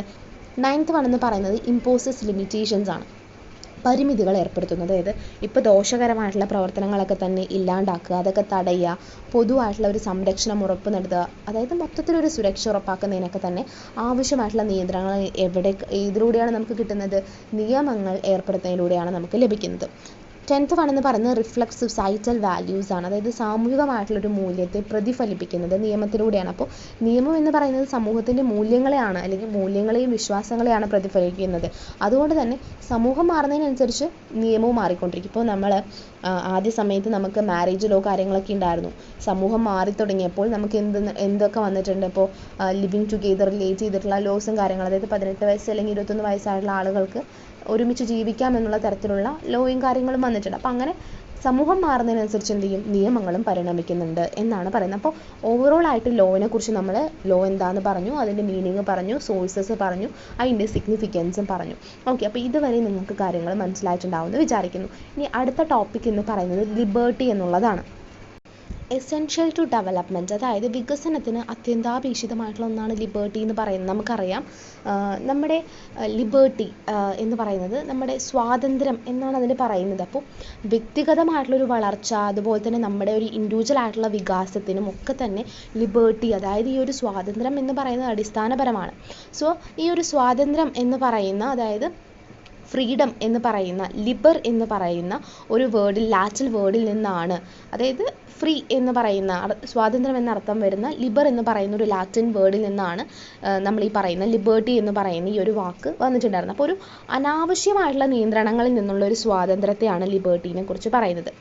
ഇനി ഇതൊരു അബ്സല്യൂട്ട് ആയിട്ടുള്ള ഒന്നല്ല. അതായത് സിവിൽ സമൂഹം എന്ന് പറയുന്നതിൽ സ്വാതന്ത്ര്യം എന്നാൽ ഒരു യുക്തിക്ക് അപ്പുറത്തേക്ക് എന്ന് പറയാൻ വേണ്ടി പറ്റില്ല, ഒരു യുക്തിസഹമായിട്ടുള്ള പരിമിതികൾക്ക് കീഴിലുള്ള സ്വാതന്ത്ര്യം. അതായത് നമുക്ക് സ്വാതന്ത്ര്യമുണ്ടോ, ഉണ്ട്, പക്ഷെ എന്തും ചെയ്യുക, എല്ലാം ചെയ്യുക, ആരെ ഉപദ്രവിക്കുക, അങ്ങനത്തെ സ്വാതന്ത്ര്യമല്ല ലിബർട്ടിക്കകത്ത് പറയുന്നത്. അപ്പോൾ നിയന്ത്രണം എന്ന് പറയുന്നുണ്ട്, കാരണം മറ്റുള്ളവർക്ക് നമ്മുടെ ഒപ്പം വസിക്കേണ്ടത് കൊണ്ട് നിയന്ത്രണം എന്ന് പറയുന്നത് ഇവിടെയുണ്ട്. ഇനി അടുത്തത് പോസിറ്റീവും നെഗറ്റീവുമായിട്ടുള്ള ലിബർട്ടീനെ കുറിച്ച് പറയുന്നുണ്ട്. സോ നെഗറ്റീവ് ലിബർട്ടി എന്ന് പറയുന്നത് ആബ്സെൻസ് ഓഫ് റെസ്ട്രെയിൻസ് ആണ്. അതായത് ഒരു സിവിൽ സമൂഹത്തിൽ പലപ്പോഴും അപ്രായോഗികം, അതായത് ഉപയോഗിക്കാൻ കഴിയാൻ പറ്റാത്ത ഒന്നാണ് നെഗറ്റീവായിട്ടുള്ള ലിബർട്ടി എന്ന് പറയുന്നത്. ഇവിടെ നിയന്ത്രണങ്ങൾ ഉണ്ടാവില്ല. അതായത് നമ്മളിപ്പോൾ ഒരാളെ കൊല്ലുക അല്ലെങ്കിൽ ഒരാളെ വെടിവെക്കുക ഇതൊക്കെ പറയുന്നത് നോക്കുക, ഇതൊക്കെ നമുക്ക് നിയന്ത്രണങ്ങളുണ്ട്. അതായത് നമ്മൾ ഇതൊരിക്കലും ചെയ്യാൻ പാടില്ല, അതിൽ നമുക്ക് ശിക്ഷയുണ്ടെന്ന് പറയാം. പക്ഷേ ആ ലിബർട്ടി, ആ സ്വാതന്ത്ര്യത്തെ സംബന്ധിച്ച്, നെഗറ്റീവായിട്ടുള്ള സ്വാതന്ത്ര്യത്തെ സംബന്ധിച്ച് നമുക്ക് എന്ത് വേണമെങ്കിലും ചെയ്യാം, നമുക്ക് വലിയ നിയന്ത്രണമൊന്നുമില്ല, എങ്ങനെ വേണമെങ്കിലും ജീവിക്കാം. അപ്പോൾ എന്താണത്, ഒരു സമൂഹത്തിൽ ഒരിക്കലും പ്രയോഗിക്കാൻ വേണ്ടി നമുക്ക് പറ്റില്ല. ഒരാളെ ഒറ്റയ്ക്ക് കാട്ടിക്കൊണ്ടിട്ടിട്ട് വേണമെങ്കിൽ നമുക്ക് എന്ത് പറയാം, നീ നെഗറ്റീവ് ലിബർട്ടിയിലാണ്, നിനക്ക് കുഴപ്പമില്ല, നീ എന്ത് വേണമെങ്കിലും ചെയ്തോന്ന് പറഞ്ഞു കഴിഞ്ഞാൽ അയാൾക്ക് അങ്ങോട്ടും ഇങ്ങോട്ടും എന്ത് വേണമെങ്കിലും ചെയ്യും. എന്നാൽ കൂടി അവിടെ മൃഗങ്ങളെ ഉപദ്രവിക്കാൻ പാടില്ല ഉണ്ട്. ഇനി പോസിറ്റീവ് ലിബർട്ടീനെ കുറിച്ച് പറയുകയാണെന്നുണ്ടെങ്കിൽ ഒരു യുക്തിസഹമായിട്ടുള്ള, അതായത് ഈ ലിബർട്ടി എന്ന് പറയുന്നത് നമുക്കറിയാം ഫ്രീഡം അണ്ടർ റേഷണൽ കൺസ്ട്രെയിൻസ് എന്ന്, അതായത് യുക്തിസഹമായിട്ടുള്ള പരിമിതികൾക്ക് കീഴിലാണ് സ്വാതന്ത്ര്യം വരുന്നത്. എല്ലാവർക്കും അവരുടേതായിട്ടുള്ള അവകാശങ്ങൾ എന്ന് പറയുന്നത് ആസ്വദിക്കാൻ കഴിയുമെന്ന് ഉറപ്പാക്കുക എന്നുള്ളതാണ് പോസിറ്റീവായിട്ടുള്ള ലിബർട്ടിക്കകത്ത് പറയുന്നത്. ഫിഫ്ത്ത് വൺ എന്ന് പറയുന്നത് ടൈപ്സ് ഓഫ് ലിബർട്ടീനെ കുറിച്ചിട്ടാണ്. പലതരത്തിലുള്ള ടൈപ്സ് ഉണ്ട്. അതായത് നാച്ചുറൽ ലിബർട്ടി എന്ന് വെച്ച് കഴിഞ്ഞാൽ നിയന്ത്രിതമായിട്ടുള്ള, അനിയന്ത്രിതം, അതായത് നിയന്ത്രിക്കേ വേണ്ട അത്രയും ഒരു സ്വാതന്ത്ര്യം, പലപ്പോഴും അരാജകത്വം എന്ന് പറയുന്ന ഒരു കാര്യത്തിലേക്ക് നയിക്കുന്നത് ഇതാണ്. അതായത് അനാർക്കിയിലേക്ക് നയിക്കുന്നത് എന്താണ്, ഈ ഒരു നാച്ചുറൽ ലിബർട്ടിയാണ്. നാച്ചുറൽ എന്ന് വെച്ച് കഴിഞ്ഞാൽ നമ്മൾ പണ്ടത്തെ കാലത്ത് ആർക്കും എന്തും ചെയ്യാം, പല്ലിന് പല്ല് എന്നൊക്കെ പറയുന്ന കാര്യമില്ലേ, കല്ലിന് കല്ല് പല്ലിന് പല്ല് എന്നൊക്കെ പറയുന്ന ഒരു സംഭവമില്ലേ, അതേപോലെ തന്നെ നമുക്ക് ഇഷ്ടമുള്ളത് ചെയ്യാം, എന്തും ചെയ്യാം എന്നുള്ള രീതിയിൽ, അതായത് അരാജകത്വം എന്നാണ് അതിന് പറയാൻ വേണ്ടി പറ്റുക. അടുത്തത് സിവിൽ ലിബർട്ടിയാണ്. അതായത് ഫ്രീഡം എന്ന് പറയുന്നത് guarantee by law with rational restraints എന്നാണ്. അപ്പോൾ റേഷണൽ ആയിട്ടുള്ള, അതായത് യുക്തിസഹമായിട്ടുള്ള നിയന്ത്രണങ്ങളോട് കൂടിയിട്ട് നിയമം ഉറപ്പ് നൽകുന്ന സ്വാതന്ത്ര്യത്തെയാണ് നമ്മൾ എന്ത് പറയുക, സിവിൽ ലിബർട്ടി എന്ന് പറയുക, അതായത് പൗരസ്വാതന്ത്ര്യം എന്ന് പറയാം. ഇനി പൊളിറ്റിക്കൽ ലിബർട്ടി എന്ന് വെച്ച് കഴിഞ്ഞാൽ right to participate in political process and criticise the governments. അപ്പോൾ രാഷ്ട്രീയപരമായിട്ടുള്ള ഒരു സ്വാതന്ത്ര്യം എന്നാണ് പറയുന്നത്. അപ്പോൾ ഈ ഒരു രാഷ്ട്രീയമായിട്ടുള്ള പ്രക്രിയ എന്തൊക്കെയാണ്, രാഷ്ട്രീയമായിട്ടുള്ള പ്രക്രിയ തിരഞ്ഞെടുപ്പും അതുപോലെ വോട്ട് ചെയ്യുന്നതും ഒക്കെ അല്ലേ. അപ്പോൾ ഇത്തരത്തിലുള്ള പ്രക്രിയകളിലൊക്കെ തന്നെ പങ്കെടുക്കാനും നമ്മുടെ സർക്കാരിനെ ക്രിട്ടിസൈസ് ചെയ്യാനും, അതായത് വിമർശിക്കാനുമുള്ള ഒരു അവകാശം നൽകുന്നതാണ് പൊളിറ്റിക്കൽ ലിബർട്ടി എന്ന് പറയുന്നത്. അടുത്തത് ഇക്കണോമിക് ലിബർട്ടിയാണ്. അതായത് സാമ്പത്തികമായിട്ടുള്ള ഒരു സ്വാതന്ത്ര്യത്തെ കുറിച്ചിട്ടാണ് പറയുന്നത്. So freedom from poverty and unemployment ensuring basic needs R met. അപ്പോൾ എക്കണോമിക് എന്ന് പറയുമ്പോൾ നമ്മൾ ഈ ഒരു ദാരിദ്ര്യത്തിൽ നിന്നും തൊഴിലില്ലായ്മയിൽ നിന്നും ഒക്കെ തന്നെ സ്വാതന്ത്ര്യവും അതുപോലെ നമ്മുടെ ബേസിക് ആയിട്ടുള്ള ആവശ്യങ്ങൾ നിറവേറ്റുന്ന എന്ന് ഉറപ്പാക്കുക എന്നുള്ളതാണ് സാമ്പത്തിക സ്വാതന്ത്ര്യം കൊണ്ട് ഉദ്ദേശിക്കുന്നത്. ഈ പേഴ്സണൽ ലിബർട്ടി എന്ന് പറയുന്നുണ്ട്, അത് പേഴ്സണൽ മാറ്റേഴ്സ് ആണ്. അതായത് നമ്മുടെ വ്യക്തിപരമായിട്ടുള്ള കാര്യങ്ങൾ ഉണ്ടാവുന്ന ഒരു ഫ്രീഡത്തെ കുറിച്ചിട്ടാണ് പറയുന്നത്. Like speech, movement. നമുക്കറിയാം റൈറ്റ് ടു സ്പീച്ച് എന്ന് പറയുന്നൊരു കാര്യമുണ്ട്, റൈറ്റ് ടു മൂവ്മെൻറ്റ്, അതായത് ഒരു സ്ഥലത്ത് നിന്ന് മറ്റൊരു സ്ഥലത്തേക്ക് പോകാനുള്ളൊരു സ്വാതന്ത്ര്യം, അതുപോലെ പ്രൊഫഷൻ ഏതും തിരഞ്ഞെടുക്കാനുള്ളൊരു സ്വാതന്ത്ര്യത്തെ കുറിച്ചിട്ടാണ് ഇതിൽ പറയുന്നത്. നാഷണൽ ലിബർട്ടി എന്ന് വെച്ച് കഴിഞ്ഞാൽ independence of a nation to govern itself without external interference. അതായത് ടോട്ടലായിട്ട് ദേശീയ സ്വാതന്ത്ര്യത്തിൽ നമ്മുടെ ഒരു എക്സ്റ്റേണൽ ആയിട്ടുള്ള, അതായത് ബാഹ്യ ഇടപെടലുകളും ഇല്ലാതെ നമ്മൾ സ്വയം ഭരിക്കാനുള്ള ഒരു രാജ്യത്തിൻ്റെ സ്വാതന്ത്ര്യത്തെക്കുറിച്ചിട്ടാണ് നമ്മൾ നാഷണൽ ലിബർട്ടിക്കകത്ത് പറയാം. റിലീജിയസ് ലിബർട്ടി എന്ന് പറയുന്നത് മതസ്വാതന്ത്ര്യമാണ്. നമുക്കറിയാം, ഭരണകൂടത്തിൻ്റെ ഒരു ഇടപെടലില്ലാതെ തന്നെ നമുക്ക് എന്ത് ചെയ്യാൻ വേണ്ടി പറ്റും, ഏത് മതം വേണമെങ്കിലും ആചരിക്കാനോ ആചരിക്കാതിരിക്കാനോ ഉള്ളൊരു സ്വാതന്ത്ര്യത്തെക്കുറിച്ചിട്ടാണ് റിലീജിയസ് ലിബർട്ടി എന്ന് പറയുന്നത്. അപ്പോൾ ഈ ടൈപ്സ് നിങ്ങൾക്ക് മനസ്സിലായിട്ടുണ്ടാവും. ഇനി അടുത്തത് കണ്ടീഷൻസ് ഓഫ് ലിബർട്ടി എന്ന് പറയുന്നത്, liberty requires conditions that enable people to exercise their rights and develop their personalities. So ഈ ഒരു 6th വണ്ണിൽ സ്വാതന്ത്ര്യത്തിൻ്റെ വ്യവസ്ഥകളെ കുറിച്ചിട്ടാണ് പറയുന്നത്. അതായത് അവരുടെ അവകാശങ്ങളൊക്കെ തന്നെ അവർക്ക് അതേ രീതിയിൽ, അതായത് ഓരോ ആളുകൾക്കും നമ്മൾ അവകാശം കൊടുക്കുന്നുണ്ട് അല്ലേ നിയമപ്രകാരം, അതൊക്കെ തന്നെ കറക്റ്റായിട്ട് വിനിയോഗിക്കാനും അതൊക്കെ തന്നെ അവരുടെ ഒരു വ്യക്തിത്വം എന്ന് പറയുന്നത് വികസിപ്പിക്കാനും വേണ്ടിയിട്ട് പ്രാപ്തരാക്കുന്ന കണ്ടീഷൻസ് ലിബർട്ടി നൽകുന്നുണ്ട്. 7th വൺ എന്ന് പറയുന്നത് ലീഗൽ ഫ്രെയിം വർക്കിനെ കുറിച്ചിട്ടാണ് പറയുന്നത്.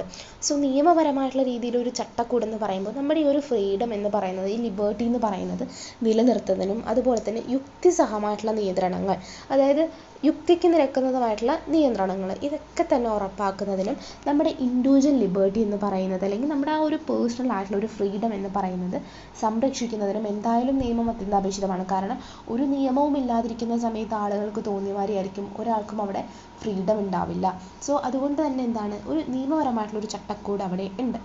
ഇനി 8th വണ്ണിൽ പറയുന്നത് യൂണിവേഴ്സൽ വാല്യൂവിനെ കുറിച്ചിട്ടാണ്. അത് സാർവത്രികമായിട്ടുള്ള രീതിയിൽ ഇത് അക്സെപ്റ്റ് ചെയ്യുന്നുണ്ട്. സ്വാതന്ത്ര്യം എന്ന് പറയുന്നത് നമ്മുടെ മൗലിക അവകാശമാണ്, അത് നമുക്കറിയാം അല്ലേ. അപ്പോൾ അത് മാത്രമല്ല, ഒരു സമൂഹത്തിന് അത് അത്യന്താപേക്ഷിതമാണ്. ഒരു നിയമമില്ലാതെ അല്ലെങ്കിൽ നമ്മൾ ഈ പറയുന്ന തരത്തിലുള്ള ഒരു അവകാശമില്ലാതെ ഇന്ന് ഒരു സമൂഹം പോവുക എന്ന് പറയുന്നത് വളരെ മോശമായിട്ടുള്ള കാര്യമാണ്. അവർക്ക് ഒരിക്കലും അങ്ങനെ ജീവിക്കാൻ വേണ്ടി പറ്റില്ല. അതുകൊണ്ട് തന്നെ ഒരു സമൂഹത്തിന് അത്യന്താപേക്ഷിതമായിട്ടുള്ള ഒന്നാണ് എന്ത് പറയുന്നത്, ലിബർട്ടി എന്ന് പറയുന്നത്. സോ സാർവത്രികമായിട്ട് എന്ത് ചെയ്യുന്നുണ്ട്, ഈ നിയമം എന്ന് പറയുന്നത് അംഗീകരിക്കപ്പെടുന്നു എന്നാണ് പറയുന്നത്.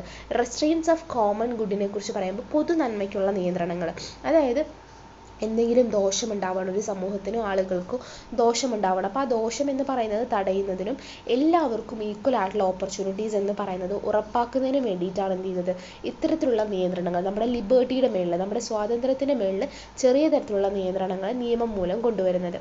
10th വൺ എന്ന് പറയുന്നത് ബാലൻസ് ഓഫ് ഫ്രീഡത്തെ കുറിച്ചിട്ടാണ്. സ്വാതന്ത്ര്യത്തിൻ്റെ ഒരു സന്തുലിതാവസ്ഥ എന്ന് വേണമെങ്കിൽ നമുക്ക് പറയാൻ വേണ്ടി പറ്റും. നമുക്ക് പേഴ്സണൽ ആയിട്ടുള്ള ലിബർട്ടി ഉണ്ട് അല്ലേ, അതുപോലെ സമൂഹത്തിലെ മറ്റുള്ളവരുടെ അവകാശങ്ങളെയും അവരുടെ സ്വാതന്ത്ര്യങ്ങളെയും എന്ത് ചെയ്യണം, ഈക്വൽ ആക്കിയിട്ട് നിർത്തണം. അതായത് നമുക്ക് എന്താണോ ഉള്ളത് അത് തന്നെ മറ്റുള്ളവരും അനുഭവിക്കണം, എന്നാൽ മാത്രമല്ലേ അവിടെ ഫ്രീഡം ഉണ്ടാവുള്ളൂ. ഇപ്പോൾ ഒരാൾ മാത്രം ഫ്രീഡം അനുഭവിച്ച് വേറെ ആൾ അവിടെ റെസ്ട്രിക്റ്റഡ് ആയിട്ട് ഇരിക്കാൻ വേണ്ടി പറ്റുമോ? ഇല്ല. അപ്പോൾ അതാണ് ബാലൻസ് ഓഫ് ഫ്രീഡത്തിനകത്ത് പറയുന്നത്. അപ്പോൾ ഏകദേശം ലിബർട്ടി എന്താണെന്നൊക്കെ ക്ലിയർ ആയിട്ടുണ്ട്. ഇനി സേഫ് ഗാർഡ്സ് ഓഫ് ലിബർട്ടിനെ കുറിച്ചിട്ടാണ് പറയുന്നത്. സേഫ് ഗാർഡ്സ്, എങ്ങനെയാണ് നമ്മൾ ലിബർട്ടീനെ സേഫ് ഗാർഡ് ചെയ്ത് വെക്കുന്നത്. ഫസ്റ്റ് വൺ എന്ന് പറയുന്നത് നമ്മുടെ ഈ ഒരു ലിബർട്ടിയോടുള്ളൊരു സ്നേഹം തന്നെയാണ്. അതായത് സ്വാതന്ത്ര്യം എന്ന് പറയുന്നത് സംരക്ഷിക്കുന്നതിനും പരിപാലിക്കുന്നതിനും ഒക്കെ തന്നെ ഒരു ശക്തമായിട്ടുള്ളൊരു പൊതു പ്രതിബദ്ധത എന്ന് പറയുന്നത് ആവശ്യമാണ്. അതാണ് അതിനകത്ത് പറയുന്നത്. സെക്കൻഡ് വൺ എന്ന് പറയുന്നത് ഈക്വൽ റൈറ്റ്സ് ഫോർ ഓൾ ആണ്. അതായത് എല്ലാവർക്കും എന്താണ്, എല്ലാ അധികാരവും എല്ലാ റൈറ്റ്സും ഒന്നാണ്. അതായത് സ്വാതന്ത്ര്യത്തിന് മേലുള്ള ഒരു കടന്നുകയറ്റം എന്ന് പറയുന്നതില്ല. എല്ലാവരും സംരക്ഷിക്കപ്പെടാനും നിരന്തരമായിട്ട് അതിനെക്കുറിച്ചുള്ള ഒരു ബോധം ഉളവാക്കാനും എന്ത് ചെയ്യുന്നുണ്ട്, ലിബർട്ടി ട്രൈ ചെയ്യുന്നുണ്ട്. തേർഡ് വൺ എന്ന് പറയുന്നത് ഡെമോക്രാറ്റിക് സിസ്റ്റത്തെ കുറിച്ചിട്ടാണ്. അതിൽ എറ്റേണൽ വിജിലൻസിനെ കുറിച്ചിട്ടും ഇതിലൂടെ പറയുന്നുണ്ട് കേട്ടോ. അതായത് ഈ ഒരു കടന്നുകയറ്റത്തെ കുറിച്ചിട്ടും പിന്നെ എല്ലാവർക്കുമുള്ള തുല്യാവകാശം എന്ന് പറയുന്നത് വിവേചനമില്ലാതെ സ്വാതന്ത്ര്യം എന്ന് പറയുന്നത് നിലനിർത്താൻ വേണ്ടിയിട്ടും എല്ലാവർക്കും തുല്യാവകാശം ഉറപ്പുവരുത്തുക എന്നുള്ളതാണ്. ഇനി ഡെമോക്രാറ്റിക് സിസ്റ്റത്തിനകത്ത് പറയുന്നത് ജനാധിപത്യ വ്യവസ്ഥയിലെ ജനാധിപത്യവും സ്വാതന്ത്ര്യവും ഒക്കെ തന്നെ പരസ്പരം അങ്ങോട്ടും ഇങ്ങോട്ടും കണക്റ്റഡ് ആണെന്നും സ്വാതന്ത്ര്യം എന്ന് പറയുന്നത് സംരക്ഷിക്കുന്നതിന് എന്താണ്, ഒരു ജനാധിപത്യ സംവിധാനം ആവശ്യമാണ്. അതായത് ഒരു ഇപ്പോൾ ഹിറ്റ്ലർ പോലുള്ള ഒരാൾ വന്നിട്ട് ഞാൻ ജനാധിപത്യത്തിലാണ് ഇവിടെ എല്ലാവരും നോക്കുന്നതെന്ന് പറഞ്ഞാൽ നടക്കില്ലല്ലോ. അതുകൊണ്ട് തന്നെ ഒരു ജനാധിപത്യം എന്ന് പറയുന്നത് അത്യാവശ്യമാണ്. എന്തിനു വേണ്ടിയിട്ട്, ലിബർട്ടി അതായത് സ്വാതന്ത്ര്യം എന്ന് പറയുന്നത് സംരക്ഷിക്കുന്നതിന്. ഫിഫ്ത്ത് വൺ എന്ന് പറയുന്നത് ഓട്ടോണോമസ് റൈറ്റ്സിനെ കുറിച്ചിട്ടാണ്, സ്വയംഭരണാവകാശങ്ങളെ കുറിച്ചിട്ട്. ഇപ്പോൾ വ്യക്തിഗത അവകാശങ്ങളുണ്ട്, മറ്റുള്ളവരുടെ ഇഷ്ടത്തെ ആശ്രയിച്ചിരിക്കരുത് നമ്മുടെ ഒരിക്കലും ഇഷ്ടമെന്ന് പറയുന്നത്. നമ്മുടെ ഭരണാധികാരികളും പൗരന്മാരും ഒക്കെ തന്നെ എന്ത് ചെയ്യണം, നിയമത്തെ അല്ലെങ്കിൽ നിയമവാഴ്ച എന്ത് ചെയ്യണം, പരിപാലിക്കണം എന്നാണ് അതിൽ പറയുന്നത്. അപ്പോൾ വ്യക്തിഗത അവകാശങ്ങൾ എന്ന് പറയുന്നത് എന്താണ്, അവരവരുടേതായിട്ടുള്ള കാര്യങ്ങളാണ്, ഒരിക്കലും മറ്റുള്ളവരുടേതല്ല എന്ന് നമ്മൾ മനസ്സിലാക്കണം. 6th വണ്ണിൽ പറയുന്നത് ഫെയർ ഗവൺമെൻറ്റൽ ആക്ഷൻസിനെ കുറിച്ചിട്ടാണ്. സർക്കാരിൻ്റെ നടപടികൾ അല്ലെങ്കിൽ സർക്കാരിൻ്റെ ഇടപെടൽ എന്ന് പറയുന്നത് വളരെയധികം ഒരിക്കലും ഒരാളെയും ഫേവർ ചെയ്തിട്ടായിരിക്കരുത്, എല്ലാവർക്കും വേണ്ടിയിട്ടായിരിക്കണം, സുതാര്യമായതായിരിക്കണം, റെസ്പോൺസിബിലിറ്റിയോട് കൂടിയിട്ടായിരിക്കണം. അതാണ് അതിനകത്ത് പറയുന്നത്. 7th വൺ എന്ന് പറയുന്നത് protection of fundamental rights, constitutional protection and judicial enforcement of fundamental rights R vital. മൗലിക അവകാശങ്ങളുടെ സംരക്ഷണം എന്ന് പറയുന്നത്, അതായത് നമ്മുടെ കോൺസ്റ്റിറ്റ്യൂഷനെ നമ്മൾ എന്ത് ചെയ്യണം, രക്ഷിക്കണം, അതായത് പരിരക്ഷയോട് കൊണ്ടുപോകണം. എന്നാൽ മാത്രമാണ് നമ്മുടെ മൗലിക അവകാശങ്ങൾ എന്ന് പറയുന്നത് ജുഡീഷ്യലിൻ്റെ അണ്ടറിൽ വളരെ വൃത്തിയായിട്ട് നടപ്പിലാക്കപ്പെടുകയുള്ളൂ എന്നാണ് പറയുന്നത്. പിന്നെ ജുഡീഷ്യറിയുടെ സ്വാതന്ത്ര്യത്തെക്കുറിച്ച് പറയുന്നുണ്ട്. അതായത് നമ്മുടെ ഈ അവകാശവും സ്വാതന്ത്ര്യവും ഒക്കെ തന്നെ സംരക്ഷിക്കുന്നത് ആരാണ്? ജുഡീഷ്യറിയാണ് അതിൽ അത്യന്താപേക്ഷിതമായിട്ട് നിൽക്കുന്നത്. ഇല്ലെങ്കിൽ ആർക്ക് വേണമെങ്കിലും എന്ത് വേണമെങ്കിലും ചെയ്തുകൂടെ? അതുപോലെ പവർ ഡിസ്ട്രിബ്യൂഷനെ കുറിച്ചിട്ട് അല്ലെങ്കിൽ വിഭജനത്തെ കുറിച്ചിട്ട് പറയുന്നുണ്ട്. അധികാര കേന്ദ്രീകരണം എന്ന് പറയുന്നത് തടയുന്നതിനും നമ്മുടെ നിയമനിർമ്മാണം, എക്സിക്യൂട്ടീവ്, ജുഡീഷ്യൽ, ഇതിൻ്റെയൊക്കെ തന്നെ ഈ അധികാരം എന്ന് പറയുന്നതിൽ വ്യക്തമായിട്ടുള്ളൊരു വേർതിരിവ് നൽകുന്നു. അപ്പോൾ ഇതിലൂടെ എന്ത് ചെയ്യുന്നുണ്ട്, നമ്മുടെ ലിബർട്ടി എന്ന് പറയുന്നത് നടപ്പിലാക്കപ്പെടുന്നുണ്ട് എന്നാണ് പറയുന്നത്. അതിനുശേഷം ഇതിൽ പറയുന്നത് നിയമവാഴ്ചയെക്കുറിച്ചിട്ടാണ്. റൂൾ ഓഫ് ലോ എന്ന് പറയും. നമ്മുടെ എല്ലാ വ്യക്തികൾക്കും നിയമത്തിൽ എന്താണ്, തുല്യമായിട്ടുള്ള അവകാശമാണ്, തുല്യമായിട്ടുള്ള രീതിയിൽ അത് നടപ്പാക്കിയിരിക്കണം എന്നാണ് ഇതിൽ പറയുന്നത്. 11th വണ്ണിലെ ഇക്കണോമിക് ഇക്വാളിറ്റീനെ കുറിച്ചിട്ടാണ്. സാമ്പത്തികമായിട്ടുള്ളൊരു സമത്വം, അതായത് എല്ലാം ഒരാളിൽ മാത്രം കേന്ദ്രീകരിച്ചിരിക്കാതെ വരുമാനവും സമ്പത്തും വിഭവങ്ങളും ഒക്കെ തന്നെ കൃത്യമായിട്ടുള്ള രീതിയിൽ ന്യായമായിട്ട് വിതരണം ചെയ്യപ്പെടണം. അത് ഒരാൾ ആഗ്രഹിക്കുന്നുണ്ട് അല്ലെങ്കിൽ ആ ഒരാൾ അതിനു വേണ്ടി വർക്ക് ചെയ്യുന്നുണ്ടെന്നുണ്ടെങ്കിൽ അയാൾക്ക് അതിനുള്ള വരുമാനം ലഭിക്കണം. അതൊക്കെ തന്നെ എന്താണ്, സ്വാതന്ത്ര്യത്തിൻ്റെ ഒരു ആവശ്യമാണ് എന്നാണ് പറയുന്നത്.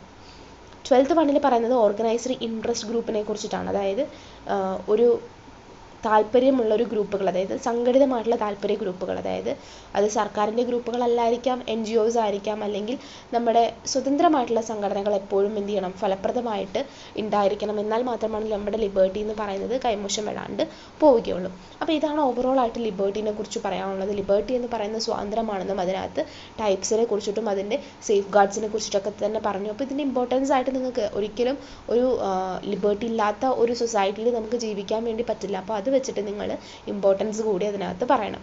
ഇനി നമ്മൾ ഡിസ്കസ് ചെയ്യുന്നത് വാട്ട് ഈസ് ഇക്വാളിറ്റി എന്നുള്ളതാണ്. സോ ഇക്വാളിറ്റി എന്ന് പറയുന്നത് നമുക്കറിയാം, signifies the absence of special privileges and equal rights for all individuals, ensuring equitable opportunities and access to social benefits without discrimination based on birth or hereditary factors. അതായത് equality എന്ന് പറയുന്നത് എല്ലാ വ്യക്തികൾക്കും ഒരേ രീതിയിൽ കാണാം, പ്രത്യേക പദവികളോ ഒന്നുമില്ലാതെ തുല്യമായിട്ടുള്ള രീതിയിൽ അവകാശങ്ങളുടെയും അതുപോലെ എല്ലാ റൈറ്റ്സും കാര്യങ്ങളൊക്കെ തന്നെ കൊടുക്കുന്നതിനെയാണ് ഇതിൽ പറയുന്നത്. സോ അതാണ് സമത്വം എന്ന് പറയുന്നത്. ഇവിടെ പ്രത്യേകമായിട്ടുള്ള സ്പെഷ്യൽ പ്രിവിലേജസ് ആർക്കും കൊടുക്കുന്നില്ല. ആ ഒരു സ്പെഷ്യൽ പ്രിവിലേജസ് ഇല്ലാത്ത ആ ഒരു അഭാവത്തെയാണ് നമ്മൾ എന്ത് പറയുന്നത്, സമത്വം എന്ന് പറയുന്നത്. അത് ബർത്തോ അല്ലെങ്കിൽ പാരമ്പര്യ ഘടകങ്ങളോ ഒന്നും അടിസ്ഥാനമാക്കിയിട്ടുള്ള ഒരു വിവേചനവും ഇല്ലാതെ എല്ലാവർക്കും തുല്യമായിട്ടുള്ള അവസരങ്ങളും സാമൂഹിക ആനുകൂല്യങ്ങളും ഒക്കെ തന്നെ എന്ത് ചെയ്യുക, കൊടുക്കുക എന്നുള്ളതാണ് ഇക്വാളിറ്റി കൊണ്ട് ഉദ്ദേശിക്കുന്നത്. അക്കോർഡിംഗ് ടു ബാർക്കർ, അതായത് ബാർക്കറുടെ അഭിപ്രായം പറയുകയാണെന്നുണ്ടെങ്കിൽ നമ്മുടെ ഈ ഇക്വാളിറ്റി എന്ന് പറയുന്നത് അല്ലെങ്കിൽ ബേസിക് ആയിട്ടുള്ള നമ്മുടെ ഒരു ഫണ്ടമെൻ്റൽസ് ഓഫ് ഇക്വാളിറ്റി എന്ന് പറയുന്നത് ഇക്വാളിറ്റി ഓഫ് ഓപ്പർച്യൂണിറ്റി എന്നുള്ളതാണ്.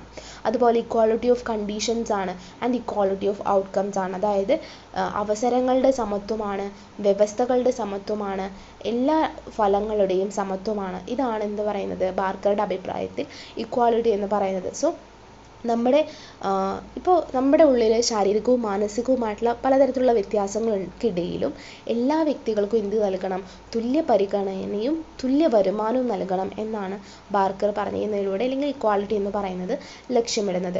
സോ ഇനി ഇക്വാളിറ്റി ഇൻ ഡെമോക്രസി എന്നുള്ളൊരു കാര്യമുണ്ട്. അതായത് നമ്മുടെ സ്വാതന്ത്ര്യവും സമത്വവും അല്ലെങ്കിൽ ജനാധിപത്യത്തിൻ്റെ ഒക്കെ തന്നെ അടിസ്ഥാന മൂല്യങ്ങളാണ് ഇതെന്ന് പറയുന്നത്. അതായത് നമ്മുടെ സ്വാതന്ത്ര്യവും സമത്വം എന്നുള്ളത് ഈ ഫ്രഞ്ച് വിപ്ലവവും അതുപോലെ നമ്മൾ ഈ പറയുന്ന സമത്വം, സാഹോദര്യം, ഇതൊക്കെ തന്നെ ഊന്നൽ നൽകിയിട്ടുള്ള ഒന്നാണ് ഫ്രഞ്ച് വിപ്ലവം. അതുപോലെ ഇന്ത്യൻ ഭരണഘടനയിൽ സമത്വത്തെ അതിൻ്റെ 4 അടിസ്ഥാന ലക്ഷ്യങ്ങളായിട്ടാണ് അല്ലെങ്കിൽ 4 ബേസിക് ഒബ്ജക്റ്റീവ്സ് ആണ് അതിന് കൊടുക്കുന്നത്. എന്തിന്, ഇക്വാളിറ്റിക്ക്. ഒന്ന് പറയുന്നത് നേച്ചർ ഓഫ് ഇക്വാളിറ്റി എന്നതാണ്. അതായത് സമത്വത്തിൻ്റെ സ്വഭാവത്തെക്കുറിച്ച് പറയുന്നുണ്ട്. അതായത് സമത്വം എന്ന് പറയുന്നത് കേവലം, അതായത് ഇക്വാളിറ്റി എന്ന് പറഞ്ഞാൽ ഇക്വാളിറ്റി മാത്രമല്ല, ഒരു ന്യായപരമായിട്ടുള്ള ഒരു ടോട്ടലായിട്ടുള്ള എല്ലാ കാര്യങ്ങളിലുമുള്ള ഒരു സമത്വം, അതായത് മനുഷ്യനിർമ്മിതമായിട്ടുള്ള അസമത്വങ്ങളും അല്ലെങ്കിൽ ഇപ്പോൾ നമുക്കറിയാം നമ്മൾ പലതരത്തിലുള്ള പൊസിഷൻസ് കാര്യങ്ങളൊക്കെ തന്നെ പറയുന്നുണ്ട്, മണിയുടെ പേരിൽ നമ്മൾ പലതരത്തിലെ കാസ്റ്റിൻ്റെ പേരിൽ അങ്ങനെ ഇങ്ങനെയൊക്കെ നമ്മൾ പലതരത്തിലുള്ള എന്ത് ചെയ്യുന്നുണ്ട് പ്രിവിലേജസ് കൊടുക്കുന്നുണ്ട്. അങ്ങനെ പ്രത്യേക പദവികളും അങ്ങനെ ഒന്നും ഇല്ലാതെ സ്വാഭാവികമായിട്ടുള്ള ഒരു സമത്വത്തെയാണ് ഇവിടെ പറയുന്നത്. ഇനി ഫീച്ചേഴ്സ് ഓഫ് ഇക്വാളിറ്റിയെ കുറിച്ച് പറയാം. ആബ്സെൻസ് ഓഫ് സ്പെഷ്യൽ പ്രിവിലേജസ്, ഇവിടെ പ്രത്യേകിച്ച് പദവികളും ഒന്നും ഉണ്ടാവില്ല. അതുപോലെ തന്നെ ഈക്വൽ ഓപ്പർച്യൂണിറ്റീസ് ഫോർ ഡെവലപ്മെൻറ്റ്, വികസനത്തിന് തുല്യ അവസരം നൽകുന്നുണ്ട്. അതുപോലെ equitable distribution of wealth and resources, അപ്പോൾ സമ്പത്തിൻ്റെയും വിഭവങ്ങളുടെയും ഒക്കെ തന്നെ തുല്യമായിട്ടുള്ള വിതരണം എന്ന് പറയുന്നത്. അതുപോലെ equal satisfaction of basic needs, അതായത് ഒരാൾക്ക് അടിസ്ഥാന ആവശ്യങ്ങൾ വേണ്ടി വരും, ആ അടിസ്ഥാന ആവശ്യങ്ങളുടെയൊക്കെ തന്നെ തുല്യമായിട്ടുള്ള സംതൃപ്തി അതെല്ലാവർക്കും അവരുടെ സാറ്റിസ്ഫാക്ഷൻ ലെവലിലേക്ക് കൊണ്ടുവരണം. അതുപോലെ provision for protective discrimination to aid weaker sections, അപ്പോൾ ഈ ദുർബല വിഭാഗങ്ങളെയൊക്കെ തന്നെ സഹായിക്കുന്നതിന് അല്ലെങ്കിൽ അവരെ സംരക്ഷിക്കുന്നതിനൊക്കെ തന്നെ ചെയ്യണം. അതായത് ഇപ്പോൾ നമുക്കറിയാം ബാക്ക്വേർഡായിട്ട് നിൽക്കുന്ന ഒരുപാട് സോഷ്യലി ബാക്ക്വേർഡായിട്ട് നിൽക്കുന്ന ഒരുപാട് ആൾക്കാരുണ്ടാകും. സോ അവരെയൊക്കെ തന്നെ എന്ത് ചെയ്യുക, പ്രൊട്ടക്റ്റ് ചെയ്യുക എന്നുള്ളതും ഇക്വാളിറ്റിയുടെ ഒരു ഫീച്ചറായിട്ട് പറയുന്നു. അടുത്തത് ലെവലിംഗ് പ്രോസസ്സിനെ കുറിച്ചിട്ടാണ് പറയുന്നത്. അതായത് ലെവലിംഗ് പ്രോസസ്സ് എന്ന് പറയുന്നത് equality involves levelling societal disparities, ensuring political equality, equal treatment before the law and the fair starting point for all individuals to develop their personality. So സമത്വം എന്ന് പറയുന്നത് സാമൂഹികമായിട്ടുള്ള ഇത്തരത്തിലുള്ള ഇനക്വാളിറ്റീസ് പരിഹരിക്കുക എന്നുള്ളതും, അതുപോലെ പൊളിറ്റിക്കലായിട്ടുള്ള ഒരു സമത്വം ഉറപ്പാക്കുക, നിയമത്തിന് മുന്നിൽ എല്ലാവർക്കും തുല്യമായിട്ടുള്ള പരിഗണന നൽകുക, എല്ലാ വ്യക്തികൾക്കും അവരുടേതായിട്ടുള്ളൊരു വ്യക്തിത്വം എന്ന് പറയുന്നത് വികസിപ്പിച്ചെടുക്കാനുള്ള തരത്തിലുള്ളൊരു ന്യായമായിട്ടുള്ള രീതിയിലൊരു സ്റ്റാർട്ടിംഗ് പോയിന്റ് അവർക്ക് കൊടുക്കുക. ഇതൊക്കെയാണ് ലെവലിംഗ് എന്ന് പറയുന്നത്. അതായത് ടോട്ടലായിട്ട് എല്ലാ കാര്യങ്ങളിലും ഒരു ലെവൽ മെയിൻറ്റെയിൻ ചെയ്ത് പോകാനുള്ള ഒരു സ്റ്റാർട്ടിംഗ് പോയിന്റ് എല്ലാവർക്കും കൊടുക്കുക എന്നുള്ളതാണ് ഈ ലെവലിംഗ് പ്രോസസ്സിലൂടെ ഉദ്ദേശിക്കുന്നത്. ഇനി നമ്മൾ ഡിസ്കസ് ചെയ്യുന്നത് ടൈപ്സ് ഓഫ് ഇക്വാലിറ്റീനെ കുറിച്ചിട്ടാണ്. ഫസ്റ്റ് വൺ എന്ന് പറയുന്നത് സോഷ്യൽ ഇക്വാലിറ്റിയാണ്, സാമൂഹികമായിട്ടുള്ള സമത്വത്തെക്കുറിച്ചിട്ട്. അതായത് എല്ലാ പൗരന്മാർക്കും അവിടെ തുല്യമായിട്ടുള്ള പദവി നൽകണമെന്നും ജാതിയോ മതമോ നിറമോ അല്ലെങ്കിൽ അവരുടെ വംശമോ ഇതിനൊന്നും അടിസ്ഥാനമാക്കിയിട്ടുള്ള അവിടെ ഒരു വേർതിരിവും ഉണ്ടാവാൻ പാടില്ല എന്നുള്ളതാണ് നമ്മൾ സോഷ്യൽ ഇക്വാലിറ്റിയിൽ പറയുന്നത്. അവിടെ എന്ത് ചെയ്യണം, ആ ഒരു പേഴ്സൻ്റെ ആ ഒരു വ്യക്തിഗതമായിട്ടുള്ള ഒരു വികസനത്തിന് എന്ത് ചെയ്യണം, തുല്യമായിട്ടുള്ള ഒരു അവസരം നൽകണം എന്നാണ് ഇതിനകത്ത് പറയുന്നത്. അപ്പോൾ ഈ സമത്വം എന്ന് പറയുന്നത് ജനാധിപത്യ ഒരു സമൂഹത്തിൻ്റെ ഒരു മേജറായിട്ടുള്ളൊരു സ്റ്റോണായിട്ടാണ് പറയുന്നത്. അതുകൊണ്ട് തന്നെ എല്ലാ വ്യക്തികൾക്കും എന്താണ് അവരുടെ പശ്ചാത്തലങ്ങളോ അല്ലെങ്കിൽ അവരുടെ കുറേ വ്യത്യാസങ്ങളുണ്ടാവും. അപ്പോൾ അതൊന്നും കണക്കിലെടുക്കാണ്ട് എന്ത് ചെയ്യണം, തുല്യമായിട്ടുള്ള, അപ്പോൾ സമ്പത്തിൻ്റെ പേരിലാവാം അല്ലെങ്കിൽ വംശത്തിൻ്റെ പേരിലാവാം, എന്തോ ആവട്ടെ, അപ്പോൾ അത്തരത്തിലുള്ള ഒരു പ്രശ്നങ്ങളും ഇല്ലാതെ ഒരു ബാക്ക്ഗ്രൗണ്ടും നോക്കാതെ അവർക്ക് എന്ത് ചെയ്യണം, കണക്കിലെടുക്കാതെ തുല്യമായിട്ടുള്ള അവകാശങ്ങളും അവസരങ്ങളും റിസോഴ്സസിലേക്കുള്ള പ്രവേശനവും ഒക്കെ തന്നെ നൽകണം എന്നുള്ളതാണ് ഈ ഒരു സാമൂഹിക അസമത്വം അല്ലെങ്കിൽ സോഷ്യൽ ഇക്വാളിറ്റിയിലൂടെ പറയുന്നത്. അപ്പോൾ ആ ഒരു ടൈപ്പ് മാത്രം നന്നായിട്ട് പഠിച്ചു വയ്ക്കാം. ഇനി ഡിസ്കസ് ചെയ്യാൻ വേണ്ടി പോകുന്ന അടുത്ത ടോപ്പിക് എന്ന് പറയുന്നത് ജസ്റ്റിസിനെ കുറിച്ചിട്ടാണ്. അപ്പോൾ നമ്മൾ എന്തൊക്കെ പഠിച്ചു, ലോ പഠിച്ചു, ഇക്വാളിറ്റി പഠിച്ചു, അതുപോലെ തന്നെ ലിബർട്ടി പഠിച്ചു. ഇനി പറയാൻ വേണ്ടി പോകുന്നത് ജസ്റ്റിസിനെ കുറിച്ചിട്ടാണ്. സോ ജസ്റ്റിസ് എന്ന് പറയുന്നത് ലാറ്റിൻ പദമായിട്ടുള്ള ജൂസ് അതുപോലെ ഗ്രീക്ക് പദമായിട്ടുള്ള ഡിക് എന്നിവയിൽ നിന്നൊക്കെയാണ് ഉരുത്തിരിഞ്ഞ് വന്നിട്ടുണ്ടായിരുന്നത്. ജസ്റ്റിസ് അതായത് നീതി, ന്യായം എന്നീ പലതരത്തിലുള്ള മീനിങ്ങോട് കൂടിയിട്ടുള്ള ഈ ഒരു വേർഡ് വന്നിട്ടുള്ളത്. അപ്പോൾ ന്യായത്തിൻ്റേതായിട്ടുള്ള പലതരത്തിലുള്ള മാനദണ്ഡങ്ങൾ പാലിക്കുകയും അതിനെക്കുറിച്ചിട്ടൊക്കെയാണ് ജസ്റ്റിസിനകത്ത് പറയുന്നത്. വളരെ നീതി എന്നുള്ളതാണ് ജസ്റ്റിസ് കൊണ്ട് ഉദ്ദേശിക്കുന്നത്. അത് എല്ലാ ഭാഗങ്ങളിലും ഉണ്ടാവണം. നമ്മുടെ അവകാശങ്ങളൊക്കെ തന്നെ കൃത്യമായിട്ടുള്ള രീതിയിൽ ഉയർത്തിപ്പിടിക്കണമെന്നും നമ്മുടെ പവർ എന്ന് പറയുന്നത് പ്രയോഗിക്കേണ്ടത് കറക്റ്റ് ആയിരിക്കണമെന്നും അതുപോലെ ടോട്ടലായിട്ട് നിയമം, നമ്മുടെ ടോട്ടലായിട്ടുള്ള തോട്ട് പ്രോസസ്സ് എല്ലാതും ഈ ജസ്റ്റിസ് റിലേറ്റ് ചെയ്തിട്ടാണ് കിടക്കുന്നത്. ഇനി ഇതിൻ്റെ മേജർ കൺസെപ്റ്റ് എന്ന് പറയുന്നത് ന്യൂമറിക്കൽ കൺസെപ്റ്റ് ആണ്. അതായത് ensures equal shares to all where every one counts as one as advocated by Jeremy Bentham. അപ്പം നമുക്ക് ജസ്റ്റിസിനെ കുറിച്ച് പറയുമ്പോൾ നമുക്ക് നീതി എന്നുള്ളതാണ് പറയാൻ വേണ്ടി പറ്റുക. അതായത് എല്ലാ കാര്യങ്ങളിലും സമത്വം, അതായത് എല്ലാത്തിനും നീതി ഉറപ്പാക്കുക, ഫെയർനെസ്സും അതുപോലെ just conduct fairness and exercise of authority of അപ്ഹോൾഡിംഗ് rights making it integral to political science, ethics, law and philosophy എന്നാണ് പറയുന്നത്. ഇതിൽ ന്യൂമറിക്കൽ കൺസെപ്റ്റിനകത്തിട്ട് നമ്മുടെ ജെറാമി ബന്താം പറയുന്നതിനനുസരിച്ചിട്ട് എല്ലാവരും ഒന്നായിട്ട് കണക്കാക്കുന്നവിടെ നിന്നാണ് എല്ലാവർക്കും ജസ്റ്റിസ് ലഭിക്കുന്നത്, നീതി ലഭിക്കുന്നത് എന്നതിനെ കുറിച്ചിട്ടാണ് അതിൽ ന്യൂമറിക്കൽ കൺസെപ്റ്റിനകത്ത് ആര് പറയുന്നത്, ജെറാമി ബന്താം പറയുന്നത്. അതുപോലെ ജോമെട്രിക്കൽ കൺസെപ്റ്റ് എന്ന് പറയുന്ന ഒരു സാധനമുണ്ട്. അതായത് ആനുപാതിക സമത്വം, അതായത് പ്രൊപ്പോർഷനേറ്റ് ഇക്വാലിറ്റിനെ കുറിച്ചിട്ടാണ് പറയുന്നത്. Equal share to equal and unequal share to unequal, അതാണ് ഇതിൽ പറയുന്നത്. അതായത് തുല്യർക്ക് തുല്യ വിഹിതം നൽകുകയും തുല്യത ഇല്ലാത്തവർക്ക് അത്തരത്തിലുള്ള തുല്യമായിട്ടുള്ള വിഹിതം നൽകുന്നതിനെ കുറിച്ചിട്ടാണ് ഇതിൽ പറയുന്നത്. അതായത് പ്ലേറ്റോയുടെയും അരിസ്റ്റോട്ടലിൻ്റെയും ഒക്കെ തന്നെ ഒരു അടിസ്ഥാനത്തിലാണ് ഈ ജോമെട്രിക്കൽ കൺസെപ്റ്റിൽ പറയുന്നത്. ഇതിൽ അലൈൻ ചെയ്യുന്നത് വർത്ത് ഓഫ് അല്ലെങ്കിൽ കോൺട്രിബ്യൂഷനെ കുറിച്ചിട്ടാണ്. ഇതിനെ സപ്പോർട്ട് ചെയ്തത് പ്ലേറ്റോയും അരിസ്റ്റോട്ടലാണ്. അതായത് equal shares to equal and unequal share to unequal, അതായത് തുല്യത എന്ന് പറയുന്നത് തുല്യമായിട്ട് കൊടുക്കുകയും അത് തുല്യത ഇല്ലാത്തത് അതേപോലെ തന്നെ ആ തുല്യത ഇല്ലാത്തതായിട്ട് തന്നെ എല്ലാവർക്കും കൊടുക്കുകയും ചെയ്യുന്ന ഒരു ജോമെട്രിക്കൽ കൺസെപ്റ്റാണ്. നിങ്ങൾ ഈ കൺസെപ്റ്റുകൾ ജസ്റ്റ് മനസ്സിലാക്കി വെച്ചാൽ വേണ്ടി മതി. ഇനി ജസ്റ്റിസിനെ ഇംപ്ലിക്കേഷൻസിന്, അതായത് ജസ്റ്റിസിന് എങ്ങനെയാണ് കൊടുക്കുന്നതെന്ന് വെച്ച് കഴിഞ്ഞാൽ demand A just States affairs, അതായത് നീതിയുക്തമായിട്ടുള്ള രീതിയിലൊരു വ്യവസ്ഥ കൊടുക്കുക എന്നുള്ളതാണ്, ഒരു അവസ്ഥയിലേക്ക് എത്തിക്കുക എന്നുള്ളതും. അതുപോലെ മോറൽ കണ്ടീഷൻസ് ജസ്റ്റിസ് പാലിക്കുന്നുണ്ട്. അതുപോലെ proper distribution of favours and losses, അതായത് നഷ്ടപ്പെട്ടവർക്കും അല്ലെങ്കിൽ നമുക്ക് ഇഷ്ടമുള്ളവർക്കും ഇഷ്ടമില്ലാത്തവർക്കും ഒക്കെ തന്നെ തുല്യമായിട്ടുള്ള രീതിയിൽ ആനുകൂല്യം നൽകണമെന്നും അതുപോലെ ജസ്റ്റിസ് ജനാധിപത്യ സംവിധാനങ്ങളിൽ നിലനിൽക്കണമെന്നുമാണ് ഇതിൻ്റെ ഇംപ്ലിക്കേഷൻസിനകത്ത് പറയുന്നത്. ഇനി ഡെവലപ്മെൻറ്റ് ഓഫ് ജസ്റ്റിസിനെ കുറിച്ച് പറയുന്നുണ്ട്. ഈ ഒരു നീതിയുടെ വികസനം എന്ന് പറയുന്നത് നമുക്കറിയാം, ഫസ്റ്റ് വൺ എന്ന് പറയുന്നത് നമുക്ക് പ്രിമിറ്റീവ് സൊസൈറ്റിയാണ്, വളരെ പ്രാകൃതമായിട്ടുള്ള ഒരു സൊസൈറ്റി ഉണ്ടായിരുന്നില്ല. അപ്പോൾ എങ്ങനെയാണ് ഈ ഒരു ജസ്റ്റിസ് എന്ന് പറയുന്നത് വൺ ബൈ വൺ ആയിട്ട് ഇങ്ങനെ ഡെവലപ്പ് ചെയ്ത് ഇന്ന് കാണുന്നതിലേക്ക് എത്തുന്നത്. അപ്പോൾ നമുക്കറിയാം കണ്ണിന് കണ്ണ് എന്ന് പറയുന്ന ഒരു തത്വത്തെ അടിസ്ഥാനമാക്കിയിട്ട് പൂർണ്ണമായിട്ടും നിഷേധാത്മകമായിട്ടുള്ളൊരു സ്വഭാവമുള്ള, അതായത് കുറ്റകൃത്യങ്ങളും ഒരുപാട് കാര്യങ്ങൾ ഇങ്ങനെ നടന്നുകൊണ്ടിരുന്ന ഒരു സമൂഹമായിരുന്നു പ്രിമിറ്റീവ് സൊസൈറ്റി എന്ന് പറയുന്നത്. സോ ആ പ്രിമിറ്റീവ് സൊസൈറ്റിയിൽ എന്ത് ചെയ്യുന്നുണ്ട്, ഇത്തരത്തിലുള്ള കുറ്റകൃത്യങ്ങളൊക്കെ തന്നെ തടയാൻ ലക്ഷ്യമിട്ടുകൊണ്ട് എന്ത് ചെയ്യുന്നുണ്ട്, ശിക്ഷ എന്ന് പറയുന്ന ഒരു കാര്യം പ്രിമിറ്റീവ് സൊസൈറ്റിയിൽ കൊണ്ടുവരുന്നുണ്ട്. അതിനുശേഷം പ്ലേറ്റോയുടെ വ്യൂസ് അനുസരിച്ചിട്ട് പറയുകയാണെന്നുണ്ടെങ്കിൽ നമുക്കൊരു ഫങ്ഷണൽ സ്പെഷ്യലൈസേഷൻ എന്നാണ് ജസ്റ്റിസിനെ പറയുന്നത്. അതായത് നമുക്ക് പലതരത്തിലുള്ള ധാർമ്മികവും ദാർശനികവുമായിട്ടുള്ളൊരു മാനമുണ്ടാവും എല്ലാ കാര്യങ്ങളിലും. അതിനാണ് പ്ലേറ്റോ കുറച്ചുകൂടി ഊന്നൽ നൽകുന്നത്. അതായത് നമ്മുടെ ആത്മാവിൻ്റെ ഗുണവുമായിട്ടും അല്ലെങ്കിൽ നമ്മുടെ ഒരു മനസ്സിൻ്റെ ശീലമായിട്ടൊക്കെയാണ് നമ്മൾ ജസ്റ്റിസിനെ കാണുന്നത്. നമുക്ക് നീതി എന്ന് പറയുന്നത് നമ്മുടെ ആത്മാവിൻ്റെ ഗുണവും നമ്മുടെ മനസ്സിൻ്റെ ശീലവുമായിട്ടാണ് പറയുന്നത്. അപ്പോൾ വ്യക്തികൾ എന്ന് പറയുന്നത് അവരുടെ കടമ എന്ന് പറയുന്നത് കൃത്യമായിട്ട് നിർവഹിക്കുകയും കൃത്യമായിട്ട് പരിശീലിപ്പിക്കുകയും ചെയ്യുന്ന, അതായത് ഒരു വ്യക്തി എന്ന് പറയുന്നത് അയാളുടെ കടമ എന്ന് പറയുന്നത് ഈ സൊസൈറ്റിയിൽ എന്തോരമുണ്ടോ അത് കൃത്യമായിട്ട് നടപ്പിലാക്കുകയും അത് ഉചിതമായിട്ടുള്ള രീതിയിൽ നിർവഹിക്കുകയും ഒക്കെ അതുപോലെ മറ്റുള്ളവർക്ക് അത് പരിശീലിപ്പിക്കുക, മറ്റുള്ളവരെ അത് ട്രെയിൻ ചെയ്യിപ്പിക്കുകയും ചെയ്യുന്ന ഒരു സമൂഹത്തെയാണ് പ്ലേറ്റോയുടെ വീക്ഷണത്തിൽ എന്ത് ചെയ്യുന്നത്, ജസ്റ്റിസ് എന്ന് പറയുന്ന ഒരു കാര്യത്തിൽ ലക്ഷ്യമിടുന്നത്. അതുകൊണ്ട് തന്നെ റിസോഴ്സസ് ഒക്കെ തന്നെ നല്ല രീതിയിൽ വിതരണം ചെയ്യും. അതുപോലെ നിയമവും ഭരണവും ഒക്കെ തന്നെ നല്ല നീതിയോട് കൂടിയിട്ടായിരിക്കും, എല്ലാം നല്ല രീതിയിൽ പാലിക്കുകയും ചെയ്യുന്ന ഒരു സാമൂഹിക ക്രമത്തിനെയാണ് നമ്മുടെ പ്ലേറ്റോ പറയുന്നത്. അതാണ് പ്ലേറ്റോസിൻ്റെ തിയറി ഓഫ് ജസ്റ്റിസ് എന്ന് പറയുന്നത്.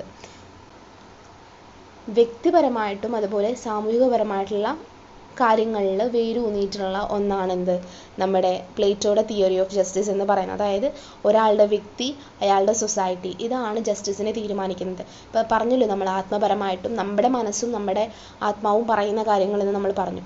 അതേപോലെ നമ്മുടെ സമൂഹത്തിലെ ഭരണവും സൈനികവും അതുപോലെ കർഷക വർഗ്ഗങ്ങളും ഒക്കെ തന്നെ വളരെ പറയുകയാണെന്നുണ്ടെങ്കിൽ അവരുടെ യുക്തിയും അവരുടെ വിശപ്പും ഇതൊക്കെ തന്നെയാണ് അവരുടെ ആത്മാവിനെ ഉൾക്കൊള്ളുന്നത്. അതുകൊണ്ട് തന്നെ അവരുടെ അഡ്മിനിസ്ട്രേഷൻ എന്ന് പറയുന്നത് ആ ഒരു ഐക്യത്തെയാണ് പറയുന്നത്. അതായത് ജസ്റ്റിസ് എന്ന് പറയുന്നത് എന്ത് ചെയ്യുന്നത്, നീതി എന്ന് പറയുന്നതിൻ്റെ കാര്യമാണ് അതിൽ ഉദ്ദേശിക്കുന്നത്. അതായത് ഓരോ വർഗവും അതിൻ്റെ നീതി നടപ്പിലാക്കുന്നതിനെ കുറിച്ചിട്ടാണ് അതിൽ പറയുന്നത്. അതായത് അവരുടേതായിട്ടുള്ള രീതിയിൽ അവർക്കൊരു പങ്കുണ്ട് എല്ലാ കാര്യങ്ങളിലും, അതിലവർ ശ്രദ്ധ കേന്ദ്രീകരിക്കുന്നു. ഒരു ഫങ്ഷണൽ സ്പെഷ്യലൈസേഷൻ എന്ന് പറയുന്നത് ഒരു കോർഡിനേഷനിലേക്കും ഒരു യൂണിറ്റിയിലേക്കും നയിക്കുന്നു എന്നാണ് പറയുന്നത്. അതായത് ഏറ്റവും സിമ്പിളായിട്ട് പറയുകയാണെന്നുണ്ടെങ്കിൽ പ്ലേറ്റോയുടെ തിയറി ഓഫ് ജസ്റ്റിസ് എന്ന് പറയുന്നത് ഓരോ വ്യക്തിപരവും അതുപോലെ അവരുടെ സാമൂഹികവുമായിട്ടുള്ള സിറ്റുവേഷൻസിൽ നിന്നാണ് വരുന്നത്. ഓരോരുത്തരുടെ മനസ്സും ആത്മാവിനനുസരിച്ചിട്ടുമാണ് ഇരിക്കുന്നത്. ഇപ്പോൾ ഒരു സൈനികൻ്റെയോ ഒരു കർഷകൻ്റെയോ അങ്ങനെ ഭരണത്തിൽ നിൽക്കുന്ന ഒരാളുടെയോ ഒക്കെ തന്നെ എല്ലാവരുടെയുമായിട്ട് പറയുന്ന സമയത്ത് അവരുടെ യുക്തിയും അവരുടെ ആത്മാവും വിശപ്പും ഒക്കെയാണ് അവിടെ എന്ത് ചെയ്യുന്നതായിട്ട് ജസ്റ്റിസ് ആയിട്ട് മാറുന്നത്. അവരെന്ത് ചെയ്യുന്നു അതെന്ത് ചെയ്യുന്നുണ്ട്, അവരുടെ ഈ സിറ്റുവേഷൻസിനെയും അവരുടെ ഈ ഒരു ആത്മാവിനെയും അതായത് അവരുടെ മൈൻഡിനെയും ഒക്കെ തന്നെ വെച്ചുകൊണ്ടാണ് ജസ്റ്റിസിനെ പറയുന്നത്. അപ്പോൾ ഇതിൽ 3 കാര്യങ്ങളാണ് അതിൽ പറയുന്നത്. അതായത് 3 പ്രിൻസിപ്പിൾസിലോടാണ് പറയുന്നത്. നോൺ ഇൻ്റർഫിറൻസ് എന്ന് പറയുന്നത് ഇടപെടാതിരിക്കുക. അതായത് ഓരോ വർഗവും മറ്റുള്ളവർ കടന്നു കയറാതെ, അല്ലെങ്കിൽ അവരെക്കാൾ അധികാരങ്ങളെക്കാൾ അല്ലെങ്കിൽ സേവനങ്ങളുടെ കാര്യത്തിൽ എന്ത് ചെയ്യാണ്, ഇപ്പോൾ മറ്റൊരാളുടെ ഒരു ഗ്രൂപ്പിൻ്റെ മുകളിലേക്ക് മറ്റൊരു ഗ്രൂപ്പ് കയറി ഇടപെടാതിരിക്കുക. ഇവർക്ക് എന്താണോ ഇഷ്ടം അവർ ചെയ്യട്ടെ എന്ന് പറഞ്ഞിട്ട് അത് അവരുടെ നീതി എന്നുള്ള രീതിയിൽ വിടുക, അവർക്ക് ഇഷ്ടമുള്ള കാര്യങ്ങൾ ചെയ്യുക. പിന്നെ അധികാരത്തെക്കാളും അവർ നോക്കുക സേവനങ്ങളായിരിക്കും. അതായത് പരസ്പരം ആവശ്യങ്ങൾ നിറവേറ്റുക, അവരുടെ പ്രൊഫഷണൽ ആവശ്യങ്ങളൊക്കെ തന്നെ നല്ല രീതിയിൽ കൊണ്ടുപോവുക എന്നതാണ് ഇതിനകത്ത് നോൺ ഇൻ്റർഫിയറൻസിനകത്ത് പറയുന്നത്. സെക്കൻഡ് വൺ എന്ന് പറയുന്നത് ഫങ്ഷണൽ സ്പെഷ്യലൈസേഷനെ കുറിച്ചിട്ടാണ്. അപ്പോൾ ഈ രാജാക്കന്മാർ എന്ത് ചെയ്യുന്നുണ്ട്, രാജ്യം ഭരിക്കുന്നുണ്ട്, പട്ടാളക്കാർ എന്ത് ചെയ്യുന്നുണ്ട്, ആ ഒരു രാജ്യത്തെ സംരക്ഷിക്കുന്നുണ്ട്, കർഷകർ എന്ത് ചെയ്യുന്നുണ്ട്, ആ സമൂഹത്തിന് വേണ്ടി സാധനങ്ങൾ ഉൽപ്പാദിപ്പിക്കുന്നു. അപ്പോൾ ഇവിടെ ഒരു കാര്യക്ഷമമായിട്ടുള്ള രീതിയിൽ ഒരു ഭരണമാണ് വരുന്നത്. അപ്പോൾ ഒരു ഫങ്ഷണൽ സ്പെഷ്യലൈസേഷൻ, എല്ലാവരും സ്പെഷ്യലൈസ്ഡ് ആണ് എന്നും അതുപോലെ തന്നെ എന്ത് ചെയ്യുന്നുണ്ട്, എല്ലാവരും അവരുടേതായിട്ടുള്ള രീതിയിൽ കാര്യങ്ങൾ ചെയ്യുന്നു, അവിടെ നീതി എന്ന് പറയുന്നത് നല്ല രീതിയിൽ നടപ്പിലാക്കുന്നു. തേർഡ് വൺ എന്ന് പറയുന്നത് ഹാർമോണിയെ കുറിച്ചിട്ടാണ്, അതായത് ഐക്യത്തെ കുറിച്ചിട്ടാണ്.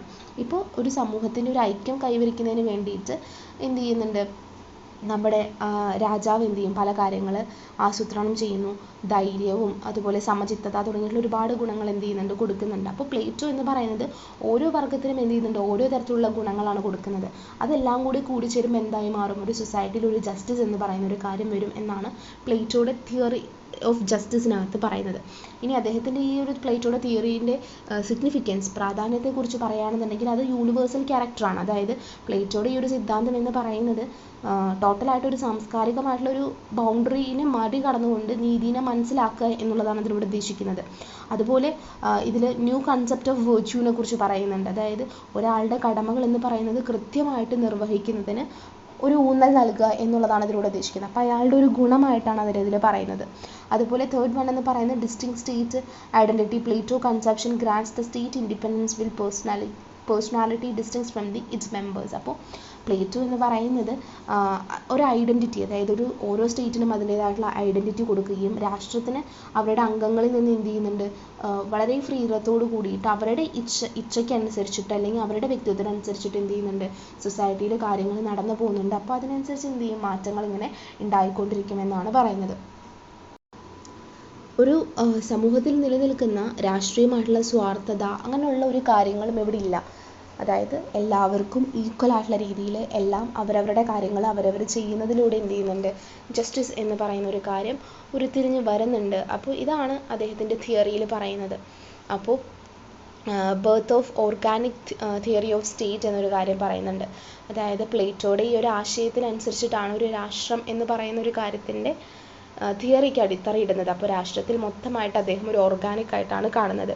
പിന്നെ രാഷ്ട്രത്തിൻ്റെ ഐക്യം എന്ന് പറയുന്നതിനെ കുറിച്ചിട്ടും പറയുന്നുണ്ട്. കാരണം വ്യക്തികളുടെ മേലിൽ ഭരണകൂടം എന്ത് ചെയ്യുന്നുണ്ട്, അതിൻ്റെ ഒരു സ്വത്വം നടപ്പിലാക്കുകയാണ്. അതായത് എല്ലാവരും ഭരണകൂടത്തിന് മേലാണെന്നും അവരവരുടെ ഡ്യൂട്ടീസ് ചെയ്യുന്നുണ്ട്, അവർക്ക് അവരുടേതായിട്ടുള്ള ഫ്രീഡം ലഭിക്കുന്നുണ്ട്, എല്ലാ കാര്യങ്ങളും കൃത്യമായി പോകുന്നുണ്ട്. ഒരു ഗ്രൂപ്പ് മറ്റൊരു ഗ്രൂപ്പിൻ്റെ മുകളിൽ കയറിയിട്ട് ഇടപെടുന്നില്ല, പവർ കിട്ടാൻ വേണ്ടി പിടിച്ചടക്കുന്നില്ല, ഒന്നും ചെയ്യുന്നില്ല.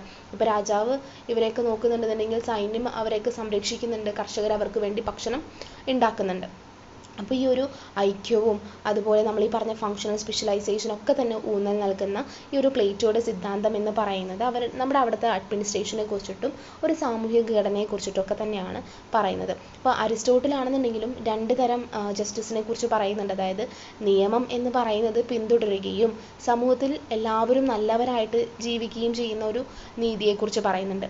അതുപോലെ തന്നെ പ്രത്യേക ആളുകളോട് അല്ലെങ്കിൽ പ്രത്യേക സാഹചര്യങ്ങളെ അടിസ്ഥാനമാക്കിയിട്ട് ആളുകളോട് ന്യായമായിട്ട് പെരുമാറുന്ന ഒരു പ്രത്യേക നീതിയെ കുറിച്ചിട്ടും അദ്ദേഹം പറയുന്നുണ്ട്. അപ്പോൾ രണ്ട് സിറ്റുവേഷൻസ് ആണ്. ഇപ്പോൾ ധാർമ്മികമായിട്ട് നല്ലവരായിട്ടിരിക്കുകയും ചിലവർ സാഹചര്യങ്ങൾക്കനുസരിച്ചിട്ട് നീതിയോടുകൂടി ഇടപെടുകയും ചെയ്യുന്നതായിട്ടാണ് അരിസ്റ്റോട്ടിൽ പറയുന്നത്.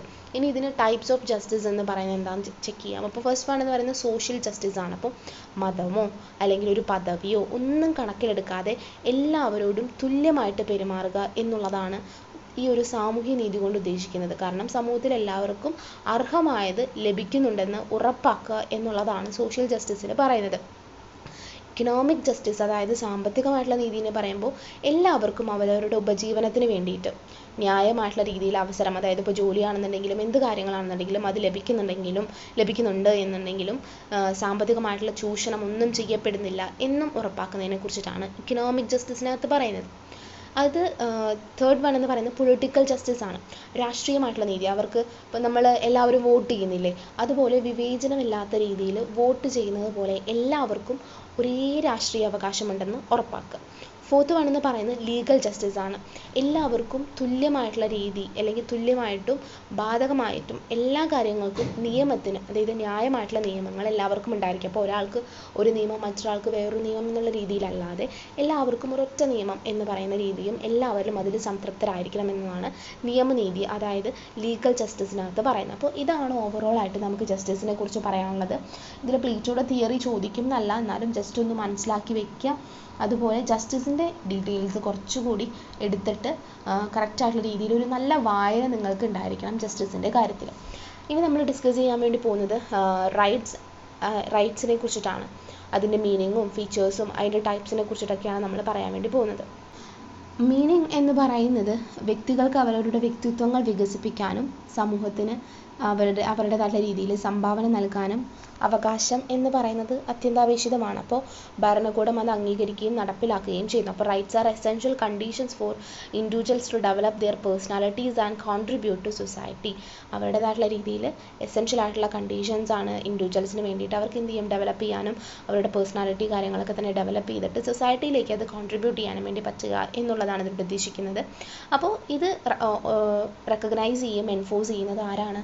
ഈ ഒരു ഭരണകൂടമാണ്. ഭരണകൂടം അംഗീകരിക്കുകയും നടപ്പിലാക്കുകയും ചെയ്യുന്ന ഒന്നാണ് റൈറ്റ് എന്ന് പറയുന്നത്. അക്കോർഡിംഗ് ടു ലാസ്കി, ഇനി ഇതിൻ്റെ കുറച്ച് ഡെഫിനിഷൻസ് ആണ് പറയുന്നത്. സോ അക്കോർഡിംഗ് ടു ലാസ്കിനെ പറയുകയാണെന്നുണ്ടെങ്കിൽ ലാസ്കി പറയുന്നതിനനുസരിച്ച് റൈറ്റ്സ് എന്ന് പറയുന്നത് ഒരു വ്യക്തിക്ക് അവരുടെ ഏറ്റവും മികച്ച വ്യക്തിത്വം നേടാൻ എന്ന് പറയുന്നത് ഈ റൈറ്റ് അത്യന്താപേക്ഷിതമാണ് എന്നുള്ളതാണ്. TH ഗ്രീൻ പറയുകയാണെന്നുണ്ടെങ്കിൽ rights are necessary for fulfilling one's moral vocation. ഒരാളുടെ ധാർമ്മികമായിട്ടുള്ള രീതിയിൽ ഒരു കാര്യം നിറവേറ്റുന്നതിന് അവകാശം എന്ന് പറയുന്നത് അത്യന്താപേക്ഷിതമാണ്. ബെനി പ്രസാദ് പറയുന്നതിനനുസരിച്ചിട്ട് rights are social conditions necessary for personal development. വ്യക്തിത്വ അല്ലെങ്കിൽ വ്യക്തിഗത വികസനത്തിന് ആവശ്യമായിട്ടുള്ള സാമൂഹികമായിട്ടുള്ള സാഹചര്യത്തെയാണ് നമ്മൾ അവകാശം എന്ന് പറയുന്നത് എന്നാണ് പറയുന്നത്. ഇനി ഇതിൻ്റെ ഫീച്ചേഴ്സ് എന്താണെന്ന് വെച്ച് കഴിഞ്ഞാൽ എക്സിസ്റ്റ് ഓൺലി ഇൻ സൊസൈറ്റി. ഒരു സമൂഹത്തിൽ മാത്രമാണ് ഈ റൈറ്റ്സ് നിലനിൽക്കുകയുള്ളൂ. അതുപോലെ സമൂഹത്തിൽ ഉണ്ടാവുന്ന, അതായത് claims for individual development in society. ഒരു സൊസൈറ്റിയിലെ ഇൻഡിവിജ്വൽ ഡെവലപ്മെൻറ്റിന് വേണ്ടിയിട്ടാണ് ഈ റൈറ്റ്സ് വരുന്നത്. Recognised as common claims by society. അപ്പോൾ സമൂഹം എന്ന് പറയുന്നത് പൊതുവായിട്ടുള്ള രീതിയിൽ ഇതൊരു അവകാശവാദമായിട്ട് അംഗീകരിക്കുന്നു. അതുപോലെ യുക്തിസഹവും ധാർമ്മികവുമായിട്ടുള്ള അവകാശവാദമാണ്. പിന്നെ ഇതൊരിക്കലും ഒരു സമൂഹത്തിനെതിരെ ഉപയോഗിക്കാൻ വേണ്ടി കഴിയില്ല. പിന്നെ സമൂഹത്തിൻ്റെ ഒരു നന്മ പ്രോത്സാഹിപ്പിക്കുക, എല്ലാവർക്കും തുല്യമായിട്ട് രീതിയിലാണ് എല്ലാം ലഭ്യമാവുന്നതെന്ന് ഉറപ്പാക്കുക. പിന്നെ കാലത്തിനനുസരിച്ച് നമ്മുടെ റൈറ്റ്സിലും വ്യത്യാസം വരും. പിന്നെ റൈറ്റ്സ് എപ്പോഴും ഫുള്ളായിട്ടുള്ളതല്ല, സമ്പൂർണ്ണമായിട്ടുള്ള ഒന്നല്ല, എന്നാലും അതിൽ എന്തുണ്ട്, കുറച്ച് പരിമിതികളുണ്ട്. പിന്നെ നമ്മുടെ ഡ്യൂട്ടീസുമായിട്ട് ബന്ധപ്പെട്ടിരിക്കുന്നു ഈ റൈറ്റ് എന്ന് പറയുന്നത്. പിന്നെ ഇത് സ്റ്റേറ്റ് ആണ് എൻഫോഴ്സ് ചെയ്യുന്നത്, അതായത് ഭരണകൂടമാണ് ഇത് നടപ്പിലാക്കേണ്ടത് എന്നാണ് ഇതിൽ പറയുന്നത്. ഇനി ഇതിൻ്റെ കുറച്ച് ടൈപ്സിനെ കുറിച്ചിട്ടാണ് പറയുന്നത്. നമുക്ക് നാച്ചുറലായിട്ട് ലഭിക്കുന്ന റൈറ്റ്സുകളുണ്ട്. അപ്പോൾ അതിനെക്കുറിച്ചിട്ടാണ് ഡിസ്കസ് ചെയ്യാൻ വേണ്ടി പോകുന്നത്. നാച്ചുറൽ റൈറ്റ്സിനെ കുറിച്ച് പറയുകയാണെന്നുണ്ടെങ്കിൽ പ്രകൃതിയിൽ നിന്ന് നമുക്ക് പാരമ്പര്യമായിട്ട് ലഭിച്ചതാണ് ഈ ഒരു നാച്ചുറൽ റൈറ്റ്സ് എന്ന് പറയുന്നത്. കാരണം നമ്മുടെ ജീവിക്കാനുള്ള അവകാശം, നമ്മുടെ സ്വാതന്ത്ര്യം, നമ്മുടെ സ്വത്തവകാശം ഒക്കെയാണ് ഇതിന് ഉദാഹരണമായിട്ട് പറയുന്നത്. സോ ഇത് നമ്മുടെ ഈ അവകാശം എന്ന് പറയുന്നത് സാമൂഹികമായിട്ടുള്ള രീതിയിൽ അംഗീകാരം ഉള്ളതിനുകൊണ്ട് തന്നെ ഇതൊരു ചിലവരൊക്കെ തന്നെ ഈ ഒരു ഇതിനൊക്കെ തന്നെ ഒരു സാങ്കല്പികമായിട്ടൊക്കെയാണ് കാണുന്നത്. അതായത് ഇത് സൊസൈറ്റി അംഗീകരിച്ചാൽ മാത്രമാണ് നമുക്ക് ഈ ഒരു നാച്ചുറൽ ആയിട്ടുള്ള റൈറ്റ്സുകൾ ലഭിക്കുകയുള്ളൂ. അതുകൊണ്ട് തന്നെയാണ് ഇതിനെ സാങ്കല്പികമായിട്ട് കാണുന്നത്. സെക്കൻഡ് വൺ എന്ന് പറയുന്നത് മോറൽ റൈറ്റ്സ് ആണ്, ധാർമ്മികമായിട്ടുള്ള അവകാശങ്ങളാണ്. അതായത് നമ്മുടെ മനുഷ്യൻ്റെ മനസാക്ഷിയും നീതിബോധത്തെയൊക്കെ തന്നെ അടിസ്ഥാനമാക്കിയിട്ടുള്ള ഒന്നാണ് ഈ ഒരു ധാർമ്മികമായിട്ടുള്ള അവകാശം എന്ന് പറയുന്നത്. പിന്നെ ഇത് നമ്മുടെ നീതിബോധത്തെയൊക്കെ തന്നെ അടിസ്ഥാനമാക്കിയിട്ടാണ് നിൽക്കുന്നത് നമ്മൾ പറഞ്ഞു. അതുപോലെ ഇതൊരിക്കലും നിയമം നടപ്പാക്കിയിട്ടല്ല പറയുന്നത്. നമ്മുടെ ധാർമ്മികമായിട്ടുള്ള ശക്തിയും അതുപോലെ പൊതുജനാഭിപ്രായം ഇതൊക്കെ നോക്കിയിട്ടാണ് ഈ ഒരു മോറൽ റൈറ്റ്സ് എന്ന് വരുന്നത്. അപ്പോൾ ഇതിൽ മൊത്തത്തിൽ നമ്മുടെ മോറൽ വാല്യൂസ്, നല്ല പെരുമാറ്റം, നല്ല മര്യാദയോടുകൂടി പെരുമാറുക, ഇതൊക്കെയാണ് ഈ ഒരു നിയമത്തിനകത്ത് ഉൾപ്പെടുന്നത്. തേർഡ് വൺ എന്ന് പറയുന്നത് ലീഗൽ റൈറ്റ്സിനെ കുറിച്ചിട്ടാണ്. നിയമപരമായിട്ടുള്ള അവകാശങ്ങൾ. ഭരണകൂടം എന്ന് പറയുന്നത് അത് അംഗീകരിക്കുകയും നടപ്പിലാക്കുകയും ഒക്കെ ചെയ്യുന്നത് ഇത്തരത്തിലുള്ള കാര്യങ്ങളാണ്. അതായത് വ്യക്തികളെ സംരക്ഷിക്കുക, പിന്നെ ഇത് കോടതികളാണ് നടപ്പിലാക്കുക. അപ്പോൾ നമ്മുടെ ടോട്ടലായിട്ട് നിയമപരമായിട്ടുള്ള രീതിയിലുള്ള അവകാശം. ഫോർത്ത് വൺ എന്ന് പറയുന്നത് ഫണ്ടമെൻ്റൽ റൈറ്റ്സിനെ കുറിച്ചിട്ടാണ്. ഇതിൽ നമ്മുടെ നിയമപരമായിട്ടുള്ള അവകാശങ്ങളിൽ നമുക്ക് പൗരാവകാശങ്ങളുണ്ട് കേട്ടോ. അതായത് നമ്മുടെ ജീവിക്കാനുള്ള അവകാശം, സ്വാതന്ത്ര്യം, സമത്വം, ഓക്കെ. അതുപോലെ രാഷ്ട്രീയമായിട്ടുള്ള അവകാശമുണ്ട്, വോട്ടവകാശം, നമുക്കൊരു പ്രത്യേക പൊസിഷനിൽ ഇരിക്കാനുള്ള അവകാശം. അതുപോലെ സാമ്പത്തികമായിട്ടുള്ള അവകാശം വെച്ച് കഴിഞ്ഞാൽ ജോലി ചെയ്യാനുള്ള അവകാശവും ന്യായമായിട്ടുള്ള വേതനം ലഭിക്കാനുള്ള അവകാശമൊക്കെ ഇതിനകത്ത് പറയുന്നുണ്ട്. 4th വൺ എന്ന് പറയുന്നതിലാണ് നമ്മൾ പറഞ്ഞിട്ടുണ്ടായിരുന്നത് ഫണ്ടമെൻ്റൽ റൈറ്റ്സിനെ കുറിച്ചിട്ട്. സോ ഫണ്ടമെൻ്റൽ റൈറ്റ്സ് എന്ന് പറയുന്നത് നമ്മുടെ മൗലിക അവകാശമാണ്. ഇന്ത്യൻ ഭരണഘടനയിൽ പ്രതിപാദിച്ചിരിക്കുന്ന പോലെ നമ്മുടെ മനുഷ്യാവകാശങ്ങളാണ്. അപ്പോൾ ഇതും കോടതിയാണ് നടപ്പിലാക്കേണ്ടി വരുന്നത്. ഇനി ഇതിൽ കുറച്ച് ആർട്ടിക്കിൾസ് ഒക്കെ പറയുന്നുണ്ട് കേട്ടോ. അതായത് നമുക്കറിയാം റൈറ്റ്സ് ടു ഇക്വാളിറ്റി, അതുപോലെ rights to freedom, right against exploitation, അതായത് സ്വാതന്ത്ര്യത്തിനുള്ള അവകാശം, സമത്വത്തിനുള്ള അവകാശം, ചൂഷണത്തിനെതിരെയുള്ള അവകാശം, റൈറ്റ് ടു റിലീജിയൻ, അതായത് മതസ്വാതന്ത്ര്യത്തിനുള്ള അവകാശം, അതുപോലെ കൾച്ചറൽ ആൻഡ് എഡ്യൂക്കേഷണൽ റൈറ്റ്സ് ഉണ്ട്, റൈറ്റ് ടു കോൺസ്റ്റിറ്റ്യൂഷണൽ റെമഡീസ് ഉണ്ട്. അപ്പോൾ ഇത്തരം കാര്യങ്ങളൊക്കെ എന്താണ്, നമ്മുടെ മൗലികമായിട്ടുള്ള അവകാശങ്ങളാണിത്. അപ്പോൾ ആർട്ടിക്കിളിൽ ഇത്ര ആർട്ടിക്കിൾ മുതൽ ഇത്ര ആർട്ടിക്കിൾ വരെയാണെന്നൊക്കെ ഇതിൽ പറയുന്നുണ്ട് കേട്ടോ. 5th വൺ എന്ന് പറയുന്നത് ഹ്യൂമൻ റൈറ്റ്സ് ആണ്, നമ്മുടെ മനുഷ്യാവകാശങ്ങൾ. അതായത് ജനനം മുതൽ മരണം വരെ എല്ലാ വ്യക്തികൾക്കും അടിസ്ഥാനമായിട്ടുള്ള അവകാശങ്ങളും സ്വാതന്ത്ര്യങ്ങളും ഉണ്ട്. അതാണ് ഹ്യൂമൻ റൈറ്റ്സിനകത്ത് പറയുന്നത്. ഇത് യൂണിവേഴ്സലാണ് and cannot be taken away. ഇതൊരിക്കലും എടുത്ത് കളയാൻ വേണ്ടി പറ്റില്ല. നമ്മുടെ ഹ്യൂമൻ റൈറ്റ്സ് എന്ന് പറയുന്നത് അത് സാർവത്രികമാണ്. എന്നിരുന്നാലും പക്ഷെ നമുക്ക് ഹ്യൂമൻ റൈറ്റ്സിനെ നിയന്ത്രിക്കാൻ വേണ്ടി കഴിയും. അതുപോലെ ഇതിനകത്ത് based on values like dignity, fairness, equality, respect, independence, protected by law, അതായത് അന്തസ്സ്, നീതി, സമത്വം, ബഹുമാനം, സ്വാതന്ത്ര്യം, ഈ മൂല്യങ്ങളൊക്കെ തന്നെ അടിസ്ഥാനമാക്കിയിട്ട് ഇതൊക്കെ തന്നെ നിയമത്താൽ പരിരക്ഷിക്കപ്പെടുന്നതുമായിട്ടുള്ള ഒന്നാണ് ഹ്യൂമൻ റൈറ്റ്സ് എന്ന് പറയുന്നത്. അപ്പോൾ ഇത് ഇൻഹെറൻറ്റ് റൈറ്റ്സ് ആണ്. അതുപോലെ തന്നെ ഇതൊരിക്കലും നമുക്ക് യൂണിവേഴ്സൽ ആയിട്ടുള്ള കാര്യമാണ്. ഇതൊരിക്കലും നമുക്ക് എടുത്തു കളയാൻ വേണ്ടി പറ്റില്ല, ഇതിൽ ചേഞ്ചസ് വരുത്താൻ വേണ്ടി പറ്റില്ല, പക്ഷെ നിയന്ത്രിക്കാൻ വേണ്ടിയിട്ട് ചെറുതായിട്ട് കഴിയും. അപ്പോൾ നമ്മുടെ ഈ ഡിഗ്നിറ്റിയും ഇതൊക്കെ ഒരാളുടെ ഹ്യൂമൻ്റേതായിട്ടുള്ള കുറച്ച് മനുഷ്യ അവകാശങ്ങളാണ്. അതാണ് ഇതിനകത്ത് പറയുന്നത്. ഇനി ഡീറ്റെയിൽ ആയിട്ട് ഒന്നുകൂടി ഇത് പറയുന്നുണ്ട്. ഇനി അടുത്തത് ഡ്യൂട്ടീനെ കുറിച്ചിട്ടാണ്. അപ്പോൾ നമ്മൾ റൈറ്റ്സ് എന്താണെന്ന് പറഞ്ഞു. ഇനി ഡിസ്കസ് ചെയ്യുന്നത് വാട്ട് ഈസ് ഡ്യൂട്ടി എന്നുള്ളതാണ്. ഡ്യൂട്ടി എന്ന് പറയുന്നത് duty is like obligation is to do or omit doing something. അതായത് എന്തെങ്കിലും ചെയ്യുകയോ ഒഴിവാക്കുകയോ ചെയ്യാനുള്ള ഒരു ഇതിനെയാണ് നമ്മൾ ഡ്യൂട്ടി എന്ന് പറയുക. അതായത് നമ്മുടെ ഒരു ഡ്യൂട്ടി എന്ന് പറയുന്നത് നമ്മുടെ മാതാപിതാക്കളെ നമ്മൾ എന്ത് ചെയ്യണം, സംരക്ഷിക്കണം എന്നുള്ളത് നമ്മുടെ കടമയാണ്. അതുപോലെ അത് നമ്മുടെ കടമയും അതുപോലെ തന്നെ അത് നിയമപരമായിട്ടുള്ള, അതായത് നിയമപരമായിട്ട് നമ്മൾ എന്ത് ചെയ്യണം, അത് ചെയ്തേ പറ്റൂ. അത് നമ്മുടെ ഡ്യൂട്ടീനെയാണ് പറയുന്നത്. സോ സാൽമണ്ട് പറയുന്നതനുസരിച്ചിട്ട് ഡ്യൂട്ടി, അതായത് ഒരു കടമ എന്ന് പറയുന്നത് ഒരു നിർബന്ധിത പ്രവൃത്തിയാണ്. നിങ്ങളിത് ചെയ്തിരിക്കണം, അത് നിങ്ങളുടെ ഡ്യൂട്ടിയാണ്. ഇതിന് വിപരീതമായിട്ട് ചെയ്തു കഴിഞ്ഞാൽ അത് തെറ്റായിട്ട് മാറും. അപ്പോൾ കടമകളും ഉണ്ട്, അതുപോലെ തന്നെ എന്ത് ചെയ്യണം, അത് നമ്മൾ കറക്റ്റായിട്ട് ചെയ്യുകയും വേണം. അതുപോലെ ഹിബേർട്ട് പറയുന്നതിനനുസരിച്ചിട്ട് ഒരു വ്യക്തിയുടെ പ്രവർത്തനം എന്ന് പറയുന്നത് നമ്മുടെ ഭരണകൂടത്തിൻ്റെ സഹായത്തോട് കൂടിയിട്ട് വേറൊരാളെ നിയന്ത്രിക്കുമ്പോഴാണത് നിയമപരമായിട്ടുള്ള രീതിയിലൊരു ഡ്യൂട്ടി ആയിട്ട് മാറാം. അതായത് നമ്മുടെ ഒരു പ്രവർത്തനം എന്ന് പറയുന്നത് നമുക്കറിയാം അത് ചെയ്യണമെന്ന്, പക്ഷെ നമ്മൾ വേറൊരാൾ ഭരണകൂടത്തിൻ്റെ സഹായത്തോട് കൂടിയിട്ട് നിയന്ത്രിക്കുകയാണ്. അവിടെ എന്ത് ചെയ്യുന്നുണ്ട്, ലീഗലായിട്ടുള്ള രീതിയിൽ അത് ഡ്യൂട്ടി ആയിട്ട് മാറുന്നു. പ്രൊഫസർ ഡൈസി പറയുന്നതിനനുസരിച്ച് പറയുകയാണെന്നുണ്ടെങ്കിൽ ഡ്യൂട്ടി എന്ന് പറയുന്നത് ഭരണകൂടത്തിൻ്റെ പിന്തുണയുള്ള ഒരു തരം ബാധ്യതയാണ്. അതായത് നിങ്ങൾ ഇത് ചെയ്യണമെന്ന് നമ്മുടെ അടുത്ത് ഗവൺമെൻറ് പറയുന്നതാണ്.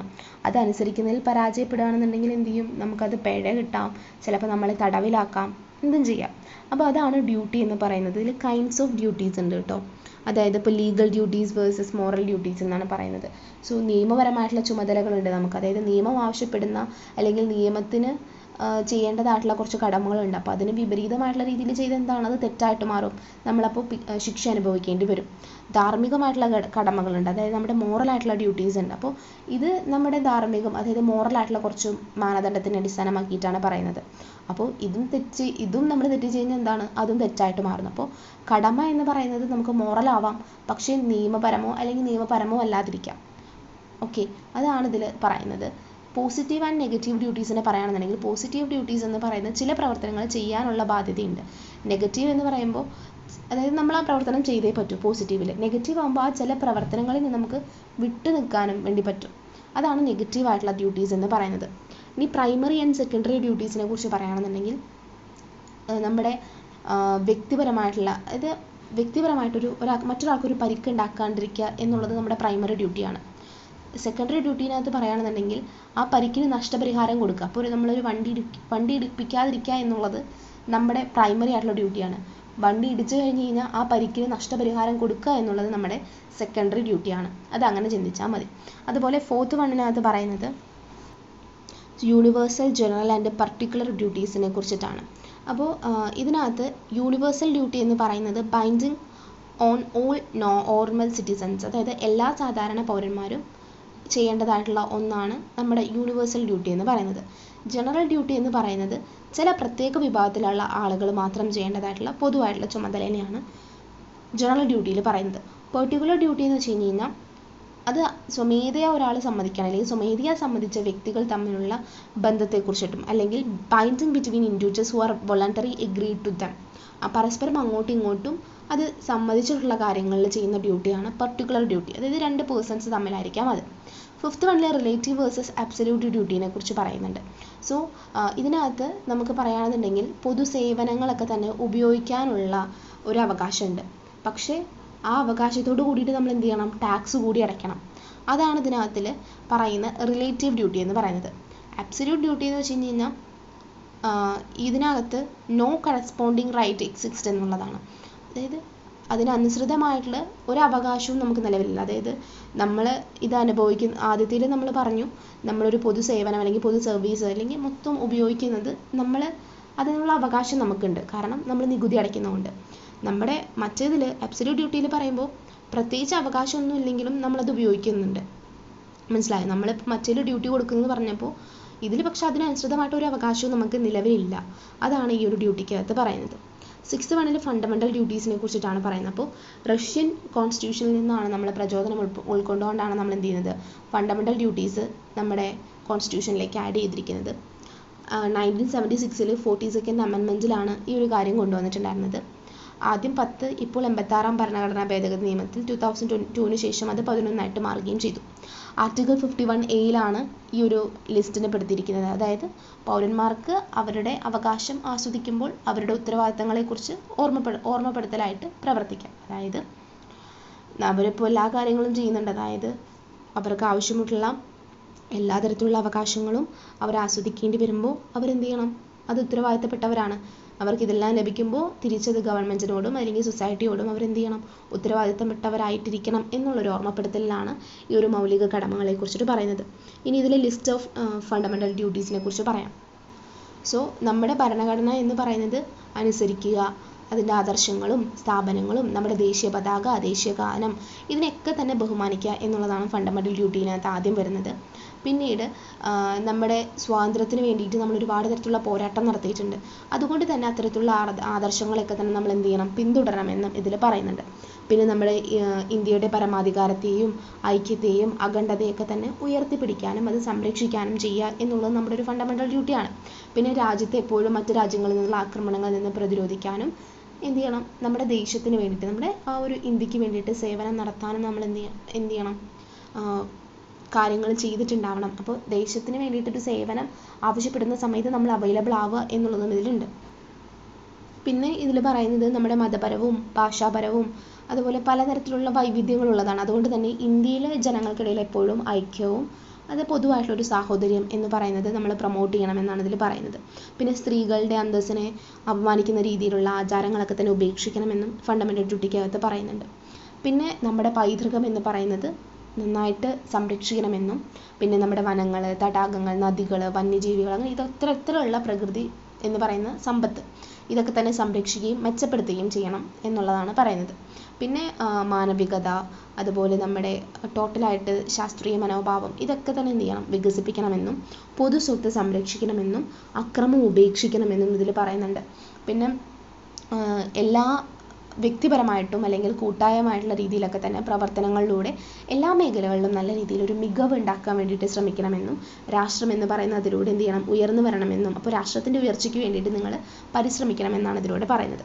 പിന്നെ 6നും 14നും ഇടയിലുള്ള കുട്ടികൾക്ക്, ആ ഒരു പ്രായമുള്ള കുട്ടികൾക്കോ അല്ലെങ്കിൽ കുട്ടികളുടെ വിദ്യാഭ്യാസത്തിനുള്ള അവസരങ്ങൾ നൽകാൻ വേണ്ടിയിട്ടും ഇതിൽ പറയുന്നുണ്ട്. അതും 2002 86th അമെൻമെൻറ്റിനകത്താണ് കൊണ്ടുവന്നിരിക്കുന്നത്. അപ്പോൾ ഓവറോൾ ആയിട്ട് ഇതൊക്കെയാണ് നമ്മുടെ ഫണ്ടമെൻ്റൽ ഡ്യൂട്ടീസ് എന്ന് പറയുന്നത്. കുറച്ചെങ്കിലും കുറേയൊക്കെ നമുക്കറിയാം. അപ്പോൾ ഇത് നന്നായിട്ട് വായിച്ചു കഴിഞ്ഞാൽ നിങ്ങൾക്ക് എഴുതാവുന്നതേ ഉള്ളൂ. നിങ്ങൾ ഇതേപോലെ എഴുതണം എന്നില്ല. കറക്റ്റായിട്ടൊന്ന് വായിച്ചു കഴിഞ്ഞാൽ തന്നെ നിങ്ങൾക്കത് മനസ്സിലാവും.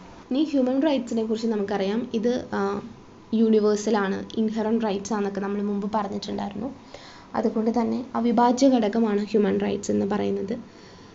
ഒരിക്കലും ഇത് എടുത്തു കളയാൻ വേണ്ടി പറ്റില്ല.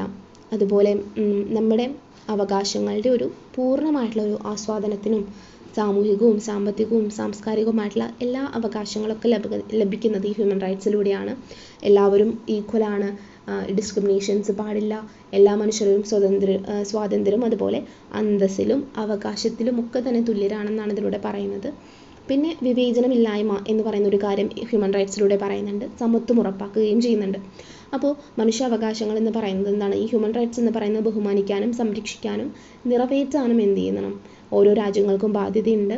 പിന്നെ റെസ്പെക്റ്റ് എന്ന് പറയുന്ന ഒരു കാര്യമുണ്ട്. അതായത് ഈ ഹ്യൂമൻ റൈറ്റ്സിൻ്റെ ഓരോ കാര്യങ്ങളിലും ഒരിക്കലും സ്റ്റേറ്റുകൾ ഇടപെടുകയോ അല്ലെങ്കിൽ വെട്ടിക്കുറയ്ക്കുകയോ ചെയ്യരുത്. അതുപോലെ ഇത് സംരക്ഷിക്കണമെന്നും ഒക്കെ പറയുന്നുണ്ട്. പിന്നെ മനുഷ്യാവകാശങ്ങൾ എന്ന് പറയുന്നത് നിറവേറ്റണം. അതായത് ഒരു സംസ്ഥാനം അത് കൃത്യമായിട്ടുള്ള രീതിയിൽ നടപടികൾ ഉൾക്കൊള്ളുകൊണ്ട് വ്യക്തികൾക്ക് എന്ത് ചെയ്യണം?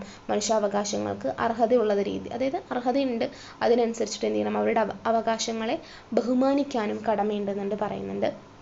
അതുപോലെ അടിമത്തത്തിൽ നിന്നോ അല്ലെങ്കിൽ നിർബന്ധിത അധ്വാനത്തിൽ നിന്നോ വ്യക്തികളെയൊക്കെ തന്നെ സംരക്ഷിക്കുന്നതും വ്യക്തികൾക്ക് അവരുടെ അഭിപ്രായങ്ങളും ആശയങ്ങളും ഒക്കെ തന്നെ സ്വതന്ത്രമായിട്ട് പ്രകടിപ്പിക്കാൻ വേണ്ടി കഴിയുന്നതും ഒക്കെ തന്നെ ഈ ഹ്യൂമൻ റൈറ്റ്സിലൂടെയാണ്. അപ്പോൾ ഇത് ജസ്റ്റ് ഒന്ന് നിങ്ങൾ നന്നായിട്ടൊന്ന് വായിച്ചു നോക്കിയാൽ മതി. കാരണം നമ്മുടെ സ്വാതന്ത്ര്യവും നീതിയും സമാധാനവും ഇതൊക്കെ തന്നെ അടിത്തറയായിട്ട് എല്ലാ മനുഷ്യനിലും അന്തർലീനമായിട്ട് കിടക്കുന്ന എന്താണ്? അവരുടെ ഡിഗ്നിറ്റിയാണ്, ഇക്വാളിറ്റിയും തുടങ്ങിയിട്ടുള്ള കാര്യങ്ങളാണ്. അപ്പോൾ ഇതൊക്കെ തന്നെ നൽകുന്നത് എവിടെയാണ്?